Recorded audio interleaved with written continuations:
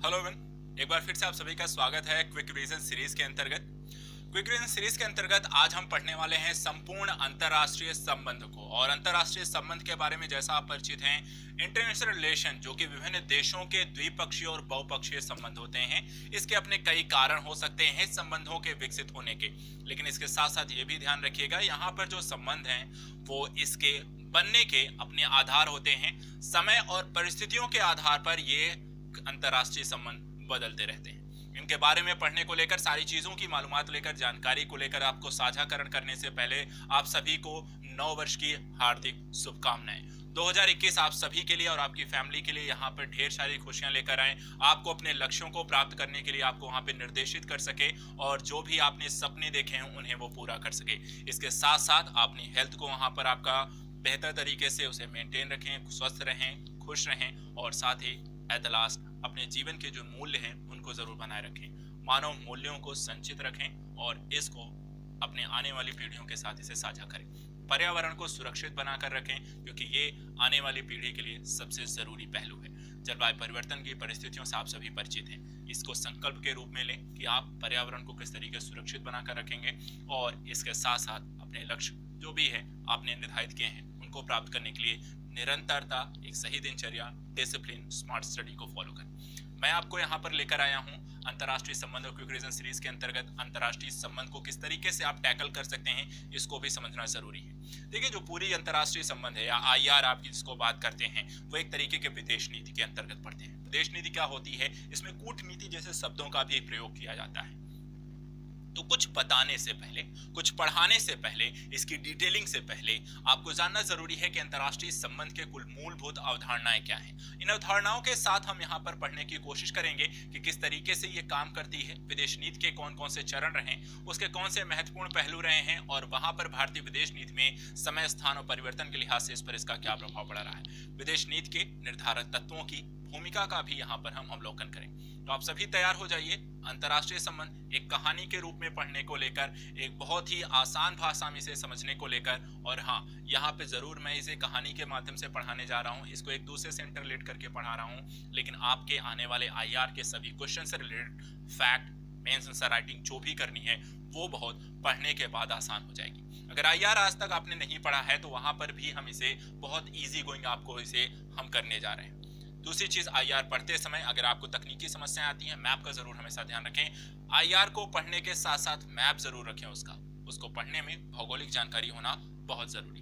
तो चलिए समझने की कोशिश करते हैं अंतर्राष्ट्रीय संबंध को और यहाँ पर भारतीय विदेश नीति इसमें कैसी है। तो सबसे पहली जो चीज यहाँ पर आती है वो ये है कि आप यहाँ पर किस तरीके से काम करेंगे, तो आपका आईआर आपको पढ़नी कितनी है। आईआर के अंतर्गत अगर हम देखें, जो सिलेबस आपका कहता है, सिलेबस में देखिए क्या क्या चीजें इसके अंतर्गत आती हैं। सबसे पहले यहाँ पर हम पढ़ेंगे विदेश नीति। विदेश नीति के साथ साथ हम पढ़ते हैं भारत एवं उसके पड़ोसी देशों के साथ संबंध। पड़ोसी देशों की बात करें तो कुछ आपके स्थलीय देश हैं, कुछ आपके सागरीय देश हैं। स्थलीय देशों में जैसे अफगानिस्तान, पाकिस्तान, चाइना, नेपाल, भूटान, बांग्लादेश, म्यांमार है। कुछ ऐसे भी देश हैं जिसके साथ आपकी सागरीय सीमा लगती है, स्थलीय सीमा नहीं है, जैसे श्रीलंका और मालदीव। इसके साथ हम यहाँ पर पढ़ते हैं पड़ोसी देशों से संलग्न कुछ ऐसे क्षेत्रीय समूह हैं जिनके साथ भारत ने जो पॉलिसी डेवलप की है उनके साथ एक बेहतर संबंधों को बढ़ते हुए देखते हैं। तो हम यहाँ पढ़ते हैं कि एशिया की पॉलिसी भारत की कैसी है। इसमें act east policy, look west policy आप देख सकते हैं, connect to Central Asia policy देख सकते हैं। तो आप पूर्वी एशिया, पश्चिमी एशिया और दक्षिणी एशिया और मध्य एशिया से संबंधित भारत की विदेश नीति और उससे बदलते हुए चीजों को हम यहाँ पर पढ़ेंगे। अंतर्राष्ट्रीय संगठनों की भूमिका बहुत महत्वपूर्ण है, चाहे वो डब्ल्यूटीओ हो, यूएनओ में अक्सर संयुक्त राष्ट्र संघ में भारत की स्थायी सदस्यता को लेकर आने वाली स्थितियों को भी हम लगातार इसमें देखते हैं। क्यों होना चाहिए? अंतर्राष्ट्रीय संस्थाओं में सुधार की आप लगातार बात करते हैं। क्षेत्रीय संगठनों की बात करते हैं, इसमें एससीओ, ब्रिक्स, आसियान और सार्क, G20 जैसे ग्रुपों को आप देख सकते हैं जो अंतरराष्ट्रीय राजनीति को प्रभावित करने की क्षमता रखते हैं। सागरीय, सामरीय, आर्थिक, भू राजनीतिक जैसी परिस्थितियों को ये प्रभावित करने की एक महत्वपूर्ण संगठन के रूप में देखे जा सकते हैं। इसके साथ साथ आईआर में हम पढ़ते हैं भारत और उस कुछ महत्वपूर्ण देशों के साथ उसके द्विपक्षीय संबंध, जैसे Bharat America, Bharat Britain, Bharat France, Bharat Germany, Bharat Japan, Bharat Russia. At the last हम ये भी पढ़ने की कोशिश करते हैं कि जो प्रवासी भारतीय हैं जो विभिन्न देशों में हैं वो किस तरीके से भारत की विदेश नीति को साझाकृत करने में, विकसित करने में उनकी अपनी क्या भूमिका है। तो हम यहाँ पर सबसे पहले पढ़ेंगे भारत की विदेश नीति, और ये पूरे जो टॉपिक हैं इस विदेश नीति के साथ साथ आगे डेवलपमेंट होते चले जाते हैं। विदेश नीति देखिए क्या है। विदेश नीति एक ऐसा हिस्सा है जिसके अंतर्गत हम सब कुछ रखते हैं, अर्थात जो पूरी आईआर है वो विदेश नीति पर आधारित होती है। और विदेश नीति हर एक क्षेत्र वाइज देश के अकॉर्डिंग आपको चेंज होती है। किसी के साथ हम वहां पर सामरिक संबंधों को बढ़ावा देते हैं, किसी के साथ आर्थिक संबंधों को बढ़ावा देते हैं, किसी के साथ सांस्कृतिक संबंधों को बढ़ावा देते हैं, किसी के साथ बहुपक्षीय संबंधों को बढ़ावा देते हैं। तो डिपेंड करती है विदेश नीति में, यहाँ पर इंपॉर्टेंस के आधार पर चीजें बदलती हैं, संबंध में आपको बदलाव देखने को मिलते हैं। ऐसी ही स्थितियों को समझने को लेकर सबसे पहले हम यहाँ पर समझने की कोशिश करते हैं कि यहाँ पर आपकी विदेश नीति कैसी है। अब विदेश नीति के अगर हिस्सों की अगर आप बात करें तो सबसे पहले एक अवधारणा क्या कहती है विदेश नीति के संदर्भ में। यहाँ पर आप अगर देखें तो विदेश नीति आखिर है क्या। अब विदेश नीति कहता है अंतरराष्ट्रीय संबंधों में जब दो या दो से अधिक देशों के मध्य परस्पर विभिन्न क्षेत्रों में जैसे आर्थिक, सामरिक, सांस्कृतिक, सामाजिक तौर पर एक दूसरे पर निर्भरता को ही क्या कहा जाता है, आईआर कहा जाता है। तो अंतरराष्ट्रीय संबंध में जब दो देशों के मध्य विभिन्न पक्ष सांस्कृतिक, आर्थिक, सामरिक इत्यादि चीजों को लेकर कोई संबंध स्थापित होगा तो उसे क्या कहेंगे हम, इंटरनेशनल रिलेशन कहते हैं। इसी तरीके से अंतरराष्ट्रीय संबंधों की एक प्रमुख बात को ध्यान रखिएगा, यहाँ पर हम राष्ट्र जैसे शब्दों का प्रयोग करते हैं। जब आप आईआर को पढ़ते हैं तो वहां पे राष्ट्र शब्द बहुत ज्यादा प्रमुखता से चर्चा में आता है, और जब आप पॉलिटी को पढ़ते हैं वहां पे राज्य शब्द आता है। तो समझने की कोशिश करिएगा कि यहाँ पे राज्य और बाकी जो कॉन्सेप्ट है यहाँ पर ये किस तरीके से और इसका क्या इंपॉर्टेंस है। ठीक है, सबसे पहली चीज, राष्ट्र का जो मतलब होता है वो किसी भी देश के लिए भावनात्मक और सांस्कृतिक आधार पर देश के लोगों को एकीकृत करने का एक माध्यम है। राष्ट्र शब्द का तात्पर्य क्या हुआ, किसी भी देश के भावनात्मक और सांस्कृतिक आधार पर देश को एकीकृत करने का माध्यम है। और ये एकीकृत किस आधार पर कर सकते हैं, उस देश की भाषा, जैसे हिंदी है मैक्सिमम क्षेत्र में, भारत के उत्तर पूर्व में आपको उत्तर भाग में बोली जाती है। संस्कृति अगर हम देखें तो बहुत सांस्कृतिक विविधता वाला हमारा देश है। निर्जातीयता के आधार पर हम क्या कर सकते हैं, ये आपको अलग अलग हो सकती है। राष्ट्र अगर समझ में आए तो फिर राज्य क्या है, राज्य की परिभाषा से आप परिचित हैं। राज्य एक निश्चित भूभाग, जनसंख्या, सरकार, संप्रभुता के आधार पर हम क्या कहते हैं, कोई एक क्षेत्र को राज्य कहते हैं। तो राज्य के लिए चार चीजें होनी जरूरी हैं, एक निश्चित भूभाग का होना, एक जनसंख्या का होना, एक सरकार का होना, और वो सरकार संप्रभु हो अपने निर्णयों को करने। लेकिन हम पढ़ रहे हैं विदेश नीति। तो विदेश नीति क्या है, एक राष्ट्र के हितों, उद्देश्यों, मूल्यों का एक ऐसा समूह जिसमें राष्ट्र अंतरराष्ट्रीय व्यवस्था में स्थान सुनिश्चित करता है। तो विदेश नीति के अंतर्गत अपने राष्ट्र के हितों को प्राथमिकता देना, उसके हितों को सुरक्षा देना के साथ साथ अंतरराष्ट्रीय स्थिति पे उसे मजबूत करने के संदर्भ में जो भी आपको पहलें की जाती है, जो भी नीतियां बनाई जाती हैं, जो भी संबंध विकसित किए जाते हैं, वो सब क्या है, विदेश नीति। इसी के साथ एक चीज और समझते हैं, राष्ट्र हितों की प्राप्ति के संदर्भ में राष्ट्र हितों की प्राप्ति, संरक्षण एवं संवर्धन में किए जाने वाला कौशल का उपयोग ही कूटनीति है। तो अगर आपको कहा जाए विदेश नीति और कूटनीति में क्या अंतर है, तो देखिए ध्यान रखिएगा, कूटनीति यहाँ पर थोड़ी सी डिफरेंट है। कूटनीति क्या है, राष्ट्र हितों की प्राप्ति, संरक्षण, संवर्धन में किए जाने वाला कौशल का उपयोग ही कूटनीति है। अर्थात कि इसको समझने के दृष्टिकोण से विदेश नीति आपका एक कह सकते हैं प्रारंभिक अर्थात की फेस होता है, और कूटनीति उस पर्दे के पीछे से किया जाने वाला काम होता है। कूटनीति वो पहलू होता है जहां पर आप विभिन्न देशों के विदेश सचिव हैं, राजदूत हैं, वो मिलकर के ये तय करते हैं कि हम दो देश किन किन चीजों को लेकर समझौते कर सकते हैं, संबंधों को स्थापित कर सकते हैं, सहयोग कर सकते हैं, और विदेश नीति के अंतर्गत उसको एक ऑफिशियल तौर पे घोषित किया जाता है, जहां मंत्रीगण होते हैं, आपके जो विदेश सचिव हैं, वो वहां पर जाकर आपको फाइनल उसको सेगमेंट करते हैं, साइन करते हैं। एक तरीके से देखा जाए तो कूटनीति जो होती है वार्तालाप का एक माध्यम है, जो कि तब तक यहाँ पर एट द लास्ट जो सिग्नेचर होने से पहले की जितनी भी प्रक्रिया होती है वो कूटनीति के स्तर पे होती है। कोई समझौते साइन होते हैं तो उस समझौते के कौन कौन से बिंदुओं पर दोनों देश सहयोग वहां पर स्थापित कर पाए वो कूटनीति के अंदर बातचीत के माध्यम से उसे हम तय करते हैं। तो राष्ट्रीय हितों की प्राप्ति और संरक्षण एवं संवर्धन को लेकर किए जाने वाले कौशल का उपयोग ही क्या कहलाता है? कूटनीति कहलाता है। इसके साथ साथ वैश्विक परिदृश्य में राजनीतिक, नागरिक, संचार माध्यमों, धार्मिक, व्यापारिक, शैक्षणिक, सांस्कृतिक आधारों पर कूटनीति का संचालन किया जाता है, अर्थात कि इन क्षेत्रों में कूटनीति का प्रयोग करके सहयोग इत्यादि को बढ़ाने को लेकर हम कार्य करते हैं। कूटनीति क्या है? एक राजनीतिक प्रक्रिया है जिसमें संवादों के माध्यम से किन्हीं भी दो या दो से अधिक देशों के और राष्ट्रों या राज्यों के मध्य परस्पर संबंधों को स्थापित करने की कोशिश करते हैं। इसके साथ ही एक नोट यहाँ पे ध्यान रखिएगा, कूटनीति के अंतर्गत किए जाने वाले कार्यों को विदेश नीति के स्तर पर व्यवहारिक बनाया जाता है, जो मैंने आपको समझाया है। व्यवहारिक कैसे बनाया गया? सिग्नेचर करके। जो कूटनीति के स्तर पे जो संवाद स्थापित किए गए, जो एक प्रोफार्मा तैयार किया गया कि दो देश के देशों किन चीजों को लेकर संबंध स्थापित कर सकते हैं, उसको लेकर पूरा एक डॉक्यूमेंट्स तैयार किया गया। उस पर फाइनली जो सिग्नेचर करते हैं वो विदेश नीति में विदेश मंत्री और बाकी लोग करते हैं, पर्दे के फ्रंट में रहने वाला व्यक्ति करता है। इसी तरीके से हम अगर कुछ अन्य पक्षों को देखते हैं इसके अंतर्गत, तो सबसे पहले आइए समझने की कोशिश करते हैं कि यहाँ पर कुछ तथ्य यूज किए जाते हैं। जब विदेश नीति आप पढ़ते हैं उसमें कुछ और भी तथ्यों या शब्दों का हम प्रयोग करते हैं, जैसे भू राजनीति, भू आर्थिक, भू सामरिक, भू अर्थनीति। तो ये इसका क्या मतलब होता है और ये इसका क्या मतलब है वर्तमान की भारतीय विदेश नीति के अंतर्गत। तो सबसे पहले यहाँ पे समझने की कोशिश करते हैं कि आपको भू राजनीति क्या है।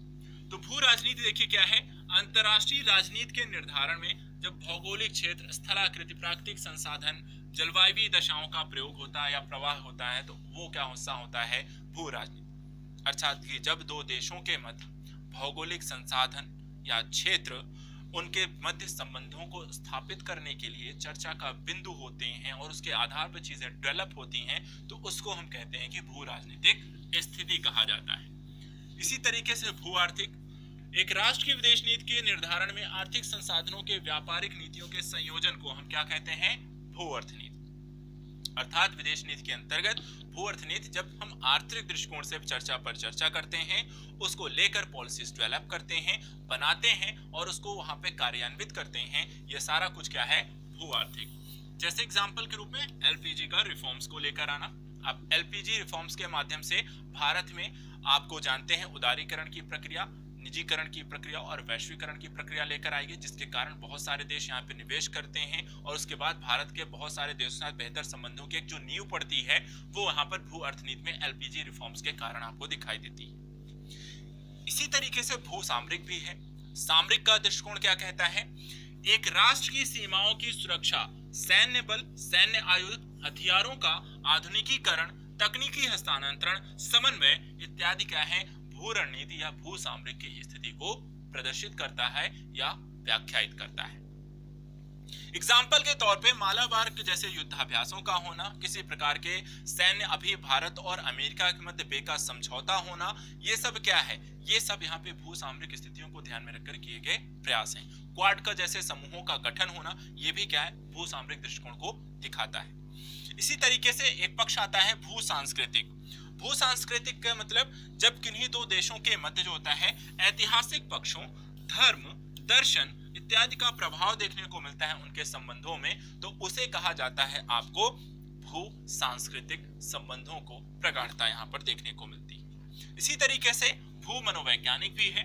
भू मनोवैज्ञानिक जैसे पक्षों की अगर हम बात करें तो यहाँ पे ज्यादा कुछ नहीं, एक राष्ट्र की विचारधारा, मनोभाव, नेतृत्व, मनोबल इत्यादि के वैदेशिक संबंधों पे पड़ने वाले प्रभावों का जो अध्ययन किया जाता है वो है भू मनोवैज्ञानिक दृष्टिकोण। एक तरीके से जब आप विदेश नीति पढ़ते हैं या विदेश नीति का निर्धारण होता है तो उसके पीछे कई सारे अलग अलग पहलू हैं, उसमें कई सारी चीजों को देखा जाता है। सांस्कृतिक पक्ष है, मनोवैज्ञानिक पक्ष है, सामरिक पक्ष है, आर्थिक पक्ष है, राजनीतिक पक्ष है, ये सारी चीजें इसमें हम सम्मिलित करते हैं। अब इसके बाद अगर हम देखें तो अगले कुछ पहलू आते हैं। अब यहाँ पर हमने कुछ बेसिक अवधारणाओं को समझा। अवधारणाओं में हमने देखा कि विदेश नीति क्या है, कूटनीति क्या है और उसके निर्धारण को लेकर क्या क्या चीजें करते हैं। अब हम यहाँ पे फोकस करेंगे, जब बेसिक कॉन्सेप्ट आपके पढ़ लिए तब चलिए पढ़ने की कोशिश करते हैं कि भारत की विदेश नीति किस तरीके से विकसित हुई, कितने चरणों में विकसित हुई, हर एक चरण की अपनी क्या विशेषता रही, भारतीय विदेश नीति के निर्धारण में कौन कौन से प्रमुख कारण रहे और इनका क्या प्रभाव आपको पड़ते हुए दिखाई देता है। तो सबसे पहले यहाँ पर देखिए, भारत की जो विदेश नीति है उस विदेश नीति के प्रमुख निर्धारक तत्वों की अगर आप बात करते हैं तो यहाँ पर इतिहास, भूगोल, आर्थिक विकास, घरेलू वातावरण, अंतर्राष्ट्रीय वातावरण जैसी चीजें इसमें सम्मिलित हैं। वहीं दूसरी तरफ भारतीय विदेश नीति के चरणों की अगर आप बात करें तो हम इन्हें 4 चरणों में पढ़ते हैं। प्रथम चरण 1947 से 1964 का समय, जिसे आप आदर्शवादी अंतर्राष्ट्रीय नीति की संज्ञा देते हैं। दूसरा द्वितीय चरण जो 1964 से 1991 का रहा, जिसे आप आदर्शवादी के साथ साथ यथार्थवादी दृष्टिकोण के विकास को देख सकते हैं। तीसरा चरण जिसे 1991 से 2014 का समय, जिसे आप आर्थिक उदारवादी व्यवहारिक नीति की संज्ञा दे सकते हैं। और चौथा चरण, इसे हम 2 पार्ट में पढ़ते हैं, चौथा चरण पार्ट 1 और चौथा चरण पार्ट 2। चौथा चरण पार्ट 1 में आप 2014 से 2018 की समयकाल को देख सकते हैं, जिसमें विस्तारवादी अंतर्राष्ट्रीय नीति को वहां पे प्राथमिकता दी गई। और चतुर्थ चरण पार्ट 2 में अगर हम देखें 2019-20 के समय में, तो यह महामारी के दौरान आत्मनिर्भर भारत की संकल्पना को साकार करते हुए दिखाई देता है। एक चीज और यहाँ पे ध्यान रखिएगा, जो ये प्रथम चरण है इसे आपको नेहरू की विदेश नीति के नाम से भी संज्ञा या संबोधित करते हैं, और चतुर्थ चरण को मोदी की विदेश नीति के नाम से भी हम जानते हैं।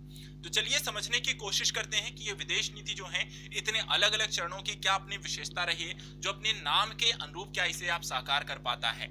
तो देखिए, सबसे पहले जो प्रथम चरण है, जो भारतीय विदेश नीति के जो विभिन्न चरणों में जो पहला चरण है उसकी अपनी क्या विशेषता रही, किस तरीके से ये प्रमुखता है या क्या इसमें बेहतर चीजें या इंपॉर्टेंस इसमें क्या है। जो प्रमुख घटनाएं हुई, भारत स्वतंत्र होता है 1947 में।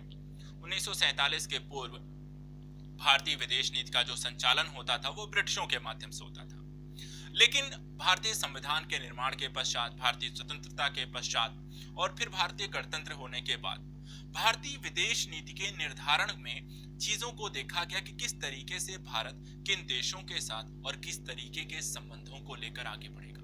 ये देखने वाली चीज थी, क्योंकि औपनिवेशिक दौर की समाप्ति हुई थी। उस समय अगर हम देखें तो द्वितीय विश्व युद्ध समाप्त हुआ था। विश्व ऑलरेडी 2 ध्रुवों में बढ़ चुका था। एक तरफ आपका यूएसएसआर था और दूसरी तरफ आपका यूएसए था। और यूएसएसआर और यूएसए के यहाँ पे स्थापना होने के समय में ही कई सारे देशों में औपनिवेशीकरण समाप्त हुआ था, देश स्वतंत्र हुए थे। भारत भी वहां पे द्विराष्ट्र सिद्धांत के आधार पर भारत का विभाजन हुआ और 2 नए राष्ट्र निकल कर आते हैं, एक पाकिस्तान और दूसरा भारत। भारत के समक्ष समस्याएं थी कि किस तरीके से इन संबंधों को आगे बढ़ाया जाए, किस आधार पर कैसे आगे बढ़ना है, आर्थिक दृष्टिकोण से किस तरीके की चुनौतियों को आगे लेकर चलना है। राष्ट्र को एकीकरण की भी उनके सामने समस्या थी और वैश्विक स्तर पर भारत को एक प्रमुख राष्ट्र के रूप में कैसे स्थापित करना है। इन सारी चीजों को लेकर हमने अपने विदेश नीति में क्या प्रासंगिकता रखी। तो चलिए देखते हैं क्या क्या रहा प्रमुख। पहला चरण किन चीजों को लेकर समावेशन देखने को मिलता है। सबसे पहली चीज जो प्रथम चरण की स्थितियां थी, अर्थात भारत की स्वतंत्रता और उसके आसपास की जो स्थिति थी, तो अगर आप देखें तो प्रथम चरण में यहाँ पर राष्ट्रीय आंदोलन की स्थिति आप देख सकते हैं। तो प्रथम चरण में अगर हम देखें तो यहाँ पर राष्ट्रीय आंदोलन के विरासत को आप इसमें देख सकते हैं, ठीक है।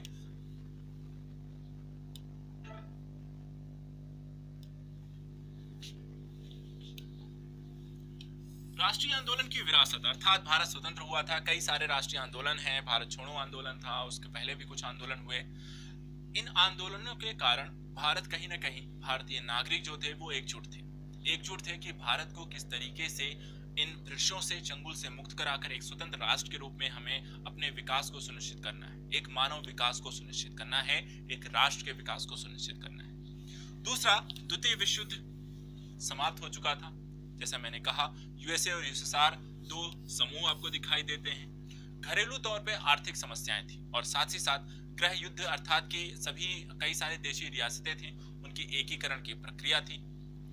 भारत और पाक 2 अलग अलग राष्ट्र के रूप में यहाँ पर आपके सामने आए थे और कुछ सारे क्षेत्रीय विवाद की स्थितियां भी उस समय थी। एक कह सकते हैं एक चुनौतीपूर्ण स्थिति में भारत का उदय होता है और भारत को इस चुनौतीपूर्ण समय काल में अपनी विदेश नीति को निर्धारित करना था कि वो किस ओर और किसके पक्ष में जाएगा।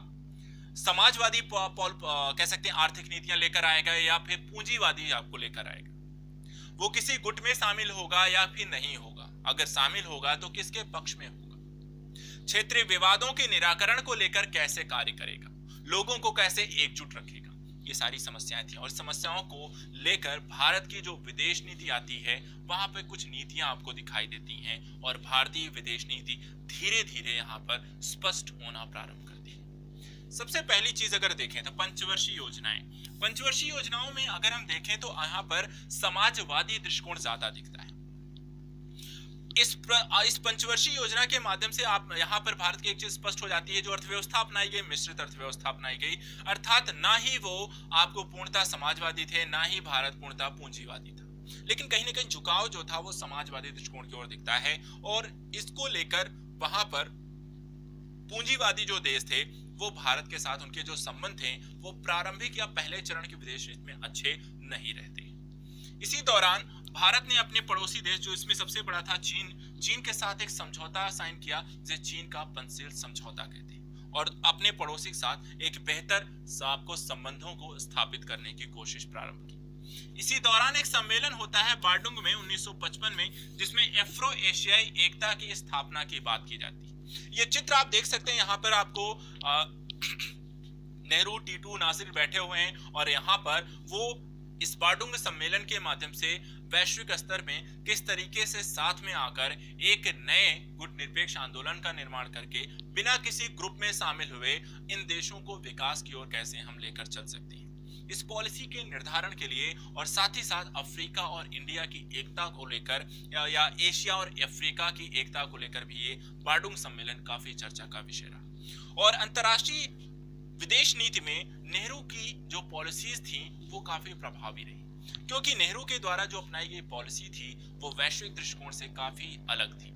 और यहाँ पर इसी के कारण हम यहाँ पर देखते हैं। इसके बाद हम आते हैं, यहाँ पर ये घटनाएं हो जाती हैं, इसके बाद आप प्रवेश करते हैं अगले दौर में। भारत यहाँ पर देख सकते हैं पंचशील सिद्धांत यहाँ पर आपको लेकर जो साइन हुए थे उसको यहाँ पर पांचों सिद्धांत आपको इसमें लिखे हुए हैं। 28 अप्रैल 1954 के समय में गुटनिरपेक्ष आंदोलन जो 1961 में आपको बन जाता है, उसका ये लोगो आप यहाँ पर देख सकते हैं। और इसके बाद इन सारे टॉपिक के बाद था, ये सारी चीजों के अतिरिक्त भी भारत ने अपने प्रथम चरण की विदेश नीति में कुछ बहुत ही प्रमुख और इंपॉर्टेंट पहलुओं को ध्यान में रखा। सबसे पहले भारत ने 1961 में गुटनिरपेक्ष आंदोलन जो कह सकते हैं नैम देशों के समूह को लेकर गठन किया 1961 में। इसके साथ ही भारत ने अंतर्राष्ट्रीय स्तर पे परमाणु निशस्त्रीकरण की घटना को प्राथमिकता दी, अर्थात किसी भी देश के पास परमाणु हथियार नहीं होने चाहिए, क्योंकि भारत ने वैश्विक स्तर पे द्वितीय विश्व युद्ध के दौरान वहां पर एक विभीषिका देखी गई, एक परमाणु विभीषिका देखी गई जो नागासाकी और हिरोशिमा में देखने को मिलती। और भारत इस चीज के लिए हमेशा से कहता रहा कि परमाणु निशस्त्रीकरण को प्राथमिकता देनी चाहिए।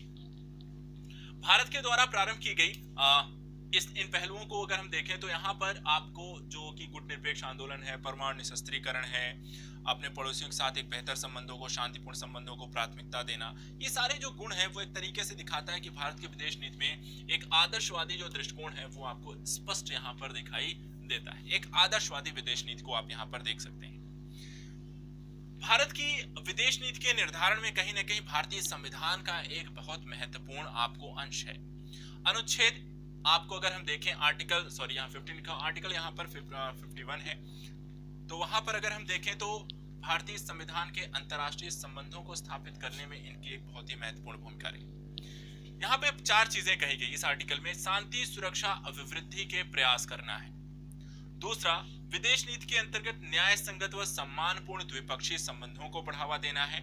तीसरा, व्यक्तियों व नागरिकों के संबंध में अंतर्राष्ट्रीय विधि एवं संधियों के प्रति आदर उत्पन्न करना है। और चौथा, अंतर्राष्ट्रीय विवादों को मध्यस्थता के माध्यम से निपटाना है। इस आर्टिकल में जो बातें कही गई, ये कहीं ना कहीं आदर्शवाद का दृष्टिकोण में आपको सही मूल रूप से स्पष्ट करता है कि बिना किसी के साथ कोई भी विवाद उत्पन्न किए हुए अंतर्राष्ट्रीय मान्यताओं को अपनाते हुए बेहतर संबंधों की ओर बढ़ना है। और यही होता है कि कोई लड़ाई झगड़ा नहीं, सबके साथ अच्छे से रहो, जो कानून है वो सबके लिए बराबर है, सबको उसको फॉलो करना चाहिए। तो आदर्शवाद यही कहता है। और भारतीय विदेश नीति का जो पहला चरण है वो आदर्शवादी नीति को लेकर पूरी तरीके से आप स्पष्ट इसमें देख सकते हैं। इसमें बातें जो कही गई वो पूर्णतः स्पष्ट है। पंचशील समझौते की ही बात करते हैं। पंचशील समझौते में भी जो बातें कही गई वो मूलतः अगर देखें तो एक आदर्शवादी दृष्टिकोण का ही परिचायक है। चीन के मध्य 1954 में अगर हम देखें तो ये समझौता यहाँ पर होता है, फाइनल 28 को यहाँ पर हो जाता है। हस्ताक्षर होने के बाद इसमें 5 सिद्धांत बनते हैं और 28 अप्रैल को ये फाइनल होने के साथ ही अगर हम देखें तो यहाँ पर आपको 5 पॉइंट पर ये बातें कही गई। पहला पॉइंट है, एक दूसरे की क्षेत्रीय अखंडता और संप्रभुता के लिए पारस्परिक सम्मान। भारत और चीन के लिए बहुत जरूरी था कि एशिया के जो 2 सबसे बड़े देश थे उनके मध्य एक बेहतर संबंधों की स्थापना। अगर उस समय हम देखें तो आपका माओ का जो देश था चाइना, वो स्वतंत्र हुआ था, वो एक आक्रामक देश था और भारत एक शांतिपूर्ण देश था। और भारत की जो पॉलिसी थी अपने पड़ोसी देशों के साथ एक शांतिपूर्ण संबंधों को स्थापित करना था। वहीं चाइना की देखें तो उनकी एक विस्तारवादी नीति रही। उनको चाइना का उद्भव करना था और उसके लिए उन्हें जो बन पड़ सकता था वो करना चाहते थे। और ऐसी में जब विरोधाभास स्थितियां होती हैं तो वहां पे बहुत जरूरी है कि ऐसी स्थिति में नुकसान होने से पहले ही उस पर एक समझौता या एक बेहतर समझ को विकसित किया जाए। पंचशील समझौते को भारतीय विदेश नीति के एक अहम पहलू के तौर पर देख सकते हैं और इसमें जो बातें हुई वो आज के समय में भी बहुत प्रासंगिक है और ये किसी भी द्विपक्षीय संबंधों के लिए महत्वपूर्ण है। जो पहली बात कही गई, एक दूसरे की क्षेत्रीय अखंडता और संप्रभुता के लिए पारस्परिक सम्मान, अर्थात कहने का मतलब है कि हम एक दूसरे की सीमा का या एक दूसरे की सीमा में किसी प्रकार का हस्तक्षेप ना करें, उनके आंतरिक मुद्दों को, या फिर कह सकते हैं कि उसकी सीमा का, संप्रभुता का सम्मान करें, उसके द्वारा लिए गए निर्णयों का सम्मान करें। दूसरा, एक दूसरे के पारस्परिक गैर आवश्यकता परस्पर सहयोग की भी बात करती हैं। एक दूसरे के आंतरिक मामलों में पारस्परिक हस्तक्षेप की नीति है। पारस्परिक लाभ के लिए समानता और सहयोग को बढ़ावा देना है और शांतिपूर्ण सहअस्तित्व को बनाए रखना है। तो एक तरीके से देखा जाए अपने अपने काम से मतलब रखना है। जहां सहयोग बन पड़ेगा दोनों एक दूसरे को सहयोग करेंगे। शांतिपूर्ण सहअस्तित्व तथा शांति के साथ एक दूसरे के साथ रहेंगे। कोई वहां पर विवाद की स्थिति उत्पन्न नहीं करेंगे। कोई विवाद है भी तो उसे संवाद के माध्यम से हल करने जैसी बातें कहते हैं। तो आदर्शवादी दृष्टिकोण के तहत अगर हम बात करें तो इस पंचशील सिद्धांत के अंतर्गत जो बातें कही गई वो यहाँ पर आपको बहुत सटीक थी, एक आदर्शवादी दृष्टिकोण था। आपको कई बार क्वेश्चन पूछा जा सकता है कि भारतीय विदेश नीति के आदर्शवादी तत्वों का आप समावेशन कर या फिर आदर्शवादी तत्व क्या थे, या भारतीय विदेश नीति में आदर्शवादी और यथार्थवादी दोनों का सम्मिश्रण देखने को मिलता है, स्पष्ट कीजिए। ऐसे में आपको आदर्शवादी जब तत्व लिखने होंगे तो आप इनको यहाँ पर लिख सकते हैं। चलिए आगे बढ़ते हैं। प्रथम चरण के इस दौर में हर चीज अच्छी नहीं थी। यहाँ पे कई सारी समस्याएं भी थी क्योंकि जो आगे आने वाला समय था, क्योंकि ये स्टार्टिंग जो थी वो अच्छी थी, सब कुछ बेहतर चल रहा था और कह सकते हैं कि पहले 10-15 साल तक चीजें नॉर्मलाइज थी। भारत धीरे धीरे अपने आप को आगे बढ़ा रहा था, विकास के पथ पर वो बढ़ रहा था। लेकिन ये बहुत लंबे समय तक नहीं रहता है, क्योंकि 1960 के बाद का जो समय है वो भारत के लिए समस्याएं खड़ी कर देता है। समस्याएं कौन कौन सी थी, तो उन पर जाने से पहले कुछ चीजें हैं। जैसे कि 1955 में जो गुटनिरपेक्ष आंदोलन के बारे में थोड़ा सा समझ लेते हैं। 1955 में बार्डुग में एफ्रो-एशियाई सम्मेलन में 6 वर्ष के पश्चात 6 सितंबर 1961 के बेलग्रेड में प्रथम शिखर सम्मेलन का आयोजन किया गया और इस शिखर सम्मेलन में गुटनिरपेक्ष राष्ट्रों की एक संस्था बनाई गई या नाम दिया गया नैम। नैम की स्थापना में नासिर, टीटू और नेहरू का एक प्रमुख योगदान था। इसके अतिरिक्त गुटनिरपेक्ष आंदोलन के यदि हम प्रमुख तत्वों को देखें, प्रमुख यदि जानकारियों की अगर आप चर्चा करें तो यहाँ पर देखिए ये आत्मनिर्भरता की बात करते हैं, राष्ट्रीय स्वतंत्रता की बात करते हैं, राज्यों की संप्रभुता की बात करते हैं और क्षेत्रीय अखंडता का समर्थन करते हैं। इसके साथ साथ इस गुटनिरपेक्ष आंदोलन के अंतर्गत ही इन्होंने कहा कि एक रंग भेद की नीति अपनाई जाए। गुटनिरपेक्ष का मतलब होता है जो किसी भी गुट में सम्मिलित ना हो और बिना किसी गुट में सम्मिलित हुए पारस्परिक सहयोग के माध्यम से बेहतर संबंधों को बढ़ावा दिया जाए। साथ ही वैश्विक स्तर पे जो समस्याएं हैं उन्हें विश्व पटल पर लेकर आया जाए और उनके निराकरण को लेकर काम किया जाए। और गुटनिरपेक्ष आंदोलन इसी के तहत विकसित किया गया एक संगठन था। इसमें बहुपक्षीय सैन्य समझौतों की अवमानना तथा गुटनिरपेक्ष राष्ट्रों की स्वतंत्रता को भी प्राथमिकता दी गई। साथ ही साम्राज्य के विरुद्ध संघर्षों को यहाँ पर अपने उद्देश्यों के अंतर्गत रखा गया। उपनिवेशवाद, उपनिवेशवाद, विदेशी अधिग्रहण के प्रभुत्व जैसे अधिकारों को या उनके विरुद्ध संघर्ष को ये प्राथमिकता देते हैं। हथियारों एवं परमाणु निशस्त्रीकरण को ये बल देते हैं या उसको स्वीकार करते हैं। देशों के आंतरिक मामलों में हस्तक्षेप, किसी भी देश के आंतरिक मामलों में हस्तक्षेप की नीति, साथ ही उनके साथ एक शांतिपूर्ण सह अस्तित्व को बनाए रखना इनका एक मूल उद्देश्य रहा। संयुक्त राष्ट्र का सशक्तिकरण, संयुक्त राष्ट्र या अंतर्राष्ट्रीय संबंधों का लोकतांत्रिकरण और सामाजिक आर्थिक विकास तथा अंतर्राष्ट्रीय प्रणाली को पुनर्गठन जैसी चीजों को नैम के एक प्रमुख उद्देश्यों के तौर पर आप देख सकते हैं। नैम की स्थापना हो जाती है, यहीं पर आप ध्यान रखिएगा। नैम के ये जो 10 सिद्धांत हैं, इसी को बार्डुंग के 10 सिद्धांतों के नाम से भी जानते हैं, क्योंकि बार्डुंग में ही सबसे पहले ये स्थापित हुआ था। चीजें बदल जाती हैं, चुनौतियां आती हैं, क्योंकि देश 1947 से 2020 के दौर में प्रवेश कर चुका है। शुरुआती कुछ समय शांतिपूर्ण बीत जाने का यह मतलब नहीं था कि भारत के सामने कोई चुनौतियां नहीं है, और चुनौतियां इस तरीके से आएंगी इसको भी किसी का अंदाजा नहीं था। 1962 का चीन के साथ भारत का युद्ध हो या 1965 के दौर में जाना हो, लेकिन अगर हम यहाँ पर देखें तो कुछ विवाद थे। 1949 में स्वतंत्रता के पश्चात ही पाकिस्तान के द्वारा कश्मीर के विवाद को जन्म देना, या 1962 में चीन के साथ युद्ध होना, जिसमें भारत की एक बुरी हार होती है, एक तरफा कार्यवाही की जाती है। चाइना के द्वारा 1964 में परमाणु परीक्षण की घटना और गोवा की स्वतंत्रता के लिए भारत के द्वारा अपनाई गई हार्ड पावर पॉलिसी, ये कुछ बहुत ही बड़े एस्पेक्ट के तौर पर हम देखे जा सकते हैं। एक चीज और ध्यान रखिएगा, यहाँ पर आप ये देख सकते हैं, ये जो तस्वीर है वो भारत चाइना के युद्ध की स्थिति को दिखाती है। भारत चाइना के साथ जो पंचशील सिद्धांत थे उसको वहां पर उसकी जो विस्तारवादी नीति थी, और पहली बार यहाँ पर एक स्पष्ट होता है कि चीन की कथनी और करनी में अंतर है। चीन के साथ पंचशील समझौते हों, मित्रतापूर्ण संबंधों का जो दिखावा था 1962 में, ये भ्रम टूट जाता है जब चाइना के द्वारा भारत पर एक तरफा आक्रमण करके भारत के अक्साई चीन जैसे क्षेत्रों पर कब्जा कर लिया जाता है।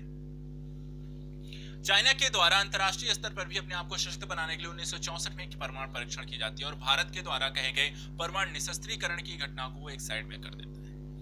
इसी के दौरान भारतीय प्रधानमंत्री की मृत्यु भी होती है। आपको 1964 में ही पंडित जवाहरलाल नेहरू की मृत्यु के साथ ही भारत के विदेश नीति का पहला जो चरण है वो समाप्त हो जाता है।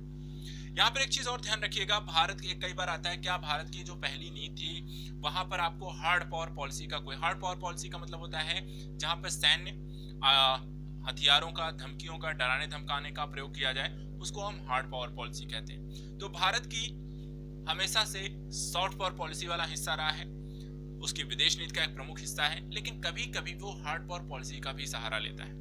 1961 का समय था जब भारत ने यहाँ पर गोवा से पुर्तगालियों को बाहर करने के लिए वहां पर सैनिक अभियान किए, और यही भारत की हार्ड पावर पॉलिसी का एक जीता जागता उदाहरण 1961 में आप देख सकते हैं। चलिए आप प्रवेश करते हैं हम इसके अपने दूसरे चरण की ओर। यहाँ पर ये पहला चरण आपको समाप्त होने के साथ ही हम अपने दूसरे चरण में आ जाते हैं, क्योंकि पहला चरण अगर देखने में अगर हम बात करते हैं, ठीक है, पहला चरण समाप्त होता है, और पहला चरण समाप्ति के साथ ही दूसरा जो चरण है वो आदर्शवाद से बाहर निकलकर यथार्थवाद को अपनाने की मुहिम में लग जाता है। यथार्थवाद इसलिए भी जरूरी था क्योंकि व्यवहारिक स्तर पे जो पॉलिसीज थी, हमने आदर्शवाद जिस तरीके से अपनाया था चाइना जैसे देशों ने, पाकिस्तान जैसे देशों ने और अंतर्राष्ट्रीय पर अन्य देशों के द्वारा उसका कोई पालन नहीं किया जा रहा था, और भारत भी इस चीज से सबक ले चुका था, और उस सबक के अनुरूप ही भारत अपनी पॉलिसी में आदर्शवाद को किनारे नहीं करता है, लेकिन आदर्शवाद के साथ साथ अपनी पॉलिसीज में यथार्थवादी नीतियों को लेकर वो आगे बढ़ना शुरू करता है। और यहीं पे अगर हम देखें तो द्वितीय चरण में आपको प्रथम चरण के जो हमारे लिए समस्याप्रद स्थिति थी उन्हीं को यहाँ पे प्राथमिकता देंगे। सबसे पहले जो चाइना ने हमारे ऊपर आक्रमण किया था और हमें एक नेस्तनाबूद कर दिया था, हम जिसके लिए बिल्कुल तैयार नहीं थे, भारत ने अपनी यथार्थवादी पॉलिसी के तहत सबसे पहले अपने सैन्य आधुनिकीकरण कार्यक्रमों को प्राथमिकता दी। और यही कारण था कि भारत पाक जब 1965 का युद्ध होता है तो वहां पर भारत अपने आप की रक्षा करने में, अपने लोगों की रक्षा करने में और पाकिस्तान को हराने में काफी हद तक सफल रहता है। यहीं पर अगर हम देखें तो भारत की अंतर्राष्ट्रीय विदेश नीति में रूस के साथ बेहतर संबंधों को और भी ज्यादा प्राथमिकता मिलती है। ताशकंद समझौता होता है जहां पर रूस एक मध्यस्थता करता है और भारत और पाक के मध्य यहाँ पर इस युद्ध के विराम या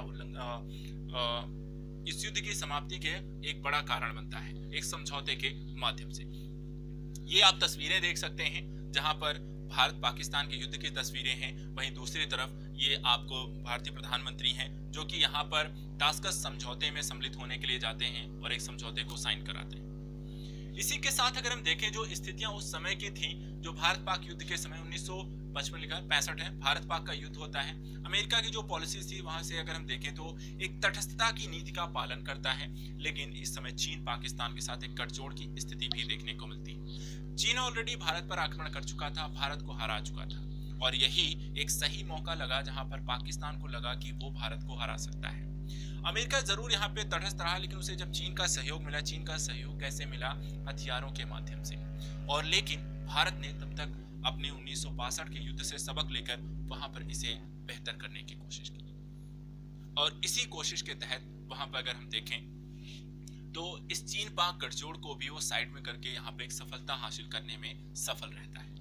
ये चीजें अगर हम देखें तो चीन के द्वारा जब 1964 में परमाणु परीक्षण किया गया, तो अपनी यथार्थवादी पॉलिसी के तहत ही भारत ने भी 1974 में प्रथम परमाणु परीक्षण किया पोखरण में। और भारत की यथार्थवादी पॉलिसी को आप इस तरीके से भी देख सकते हैं कि जो प्रारंभिक तौर पर भारत अगर हम देखें तो 1963 में आपको जो आंशिक नाभिकीय हथियारों को कह सकते हैं प्रतिबंधित करने को लेकर जो पहली जो संधि लेकर आई थी, जो पीटीबीटी के नाम से हम जिसको जानते हैं, 1963 में भारत जहां पर उसको अंतर्राष्ट्रीय मंच पे यूएनओ में लाने वाला जो पहला देश था, वहीं 1968 में जब एनपीटी को लेकर आया गया, नॉन प्रोलिफरेशन ट्रीटी को लेकर, तो यहाँ पर भारत ने इस ट्रीटी को साइन करने के लिए मना कर दिया।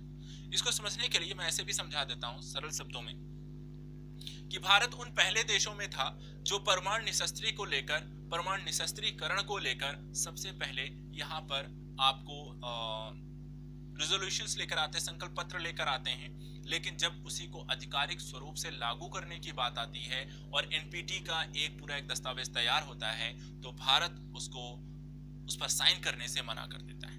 एक कारण ये भी था कि 1964 में ऑलरेडी चाइना जो है उसने परमाणु परीक्षण कर लिया था, पाकिस्तान के साथ भारत का युद्ध हो चुका था, और भारत के लिए अब जरूरी था कि उसके दो जो पड़ोसी देश हैं उससे मुकाबला करने के लिए और शांति स्थापित बनी रहे हमेशा, उसके लिए उसको परमाणु सशस्त्रीकरण या कह सकते हैं परमाणु हथियारों को या परमाणु परीक्षण करना जरूरी हो गया था।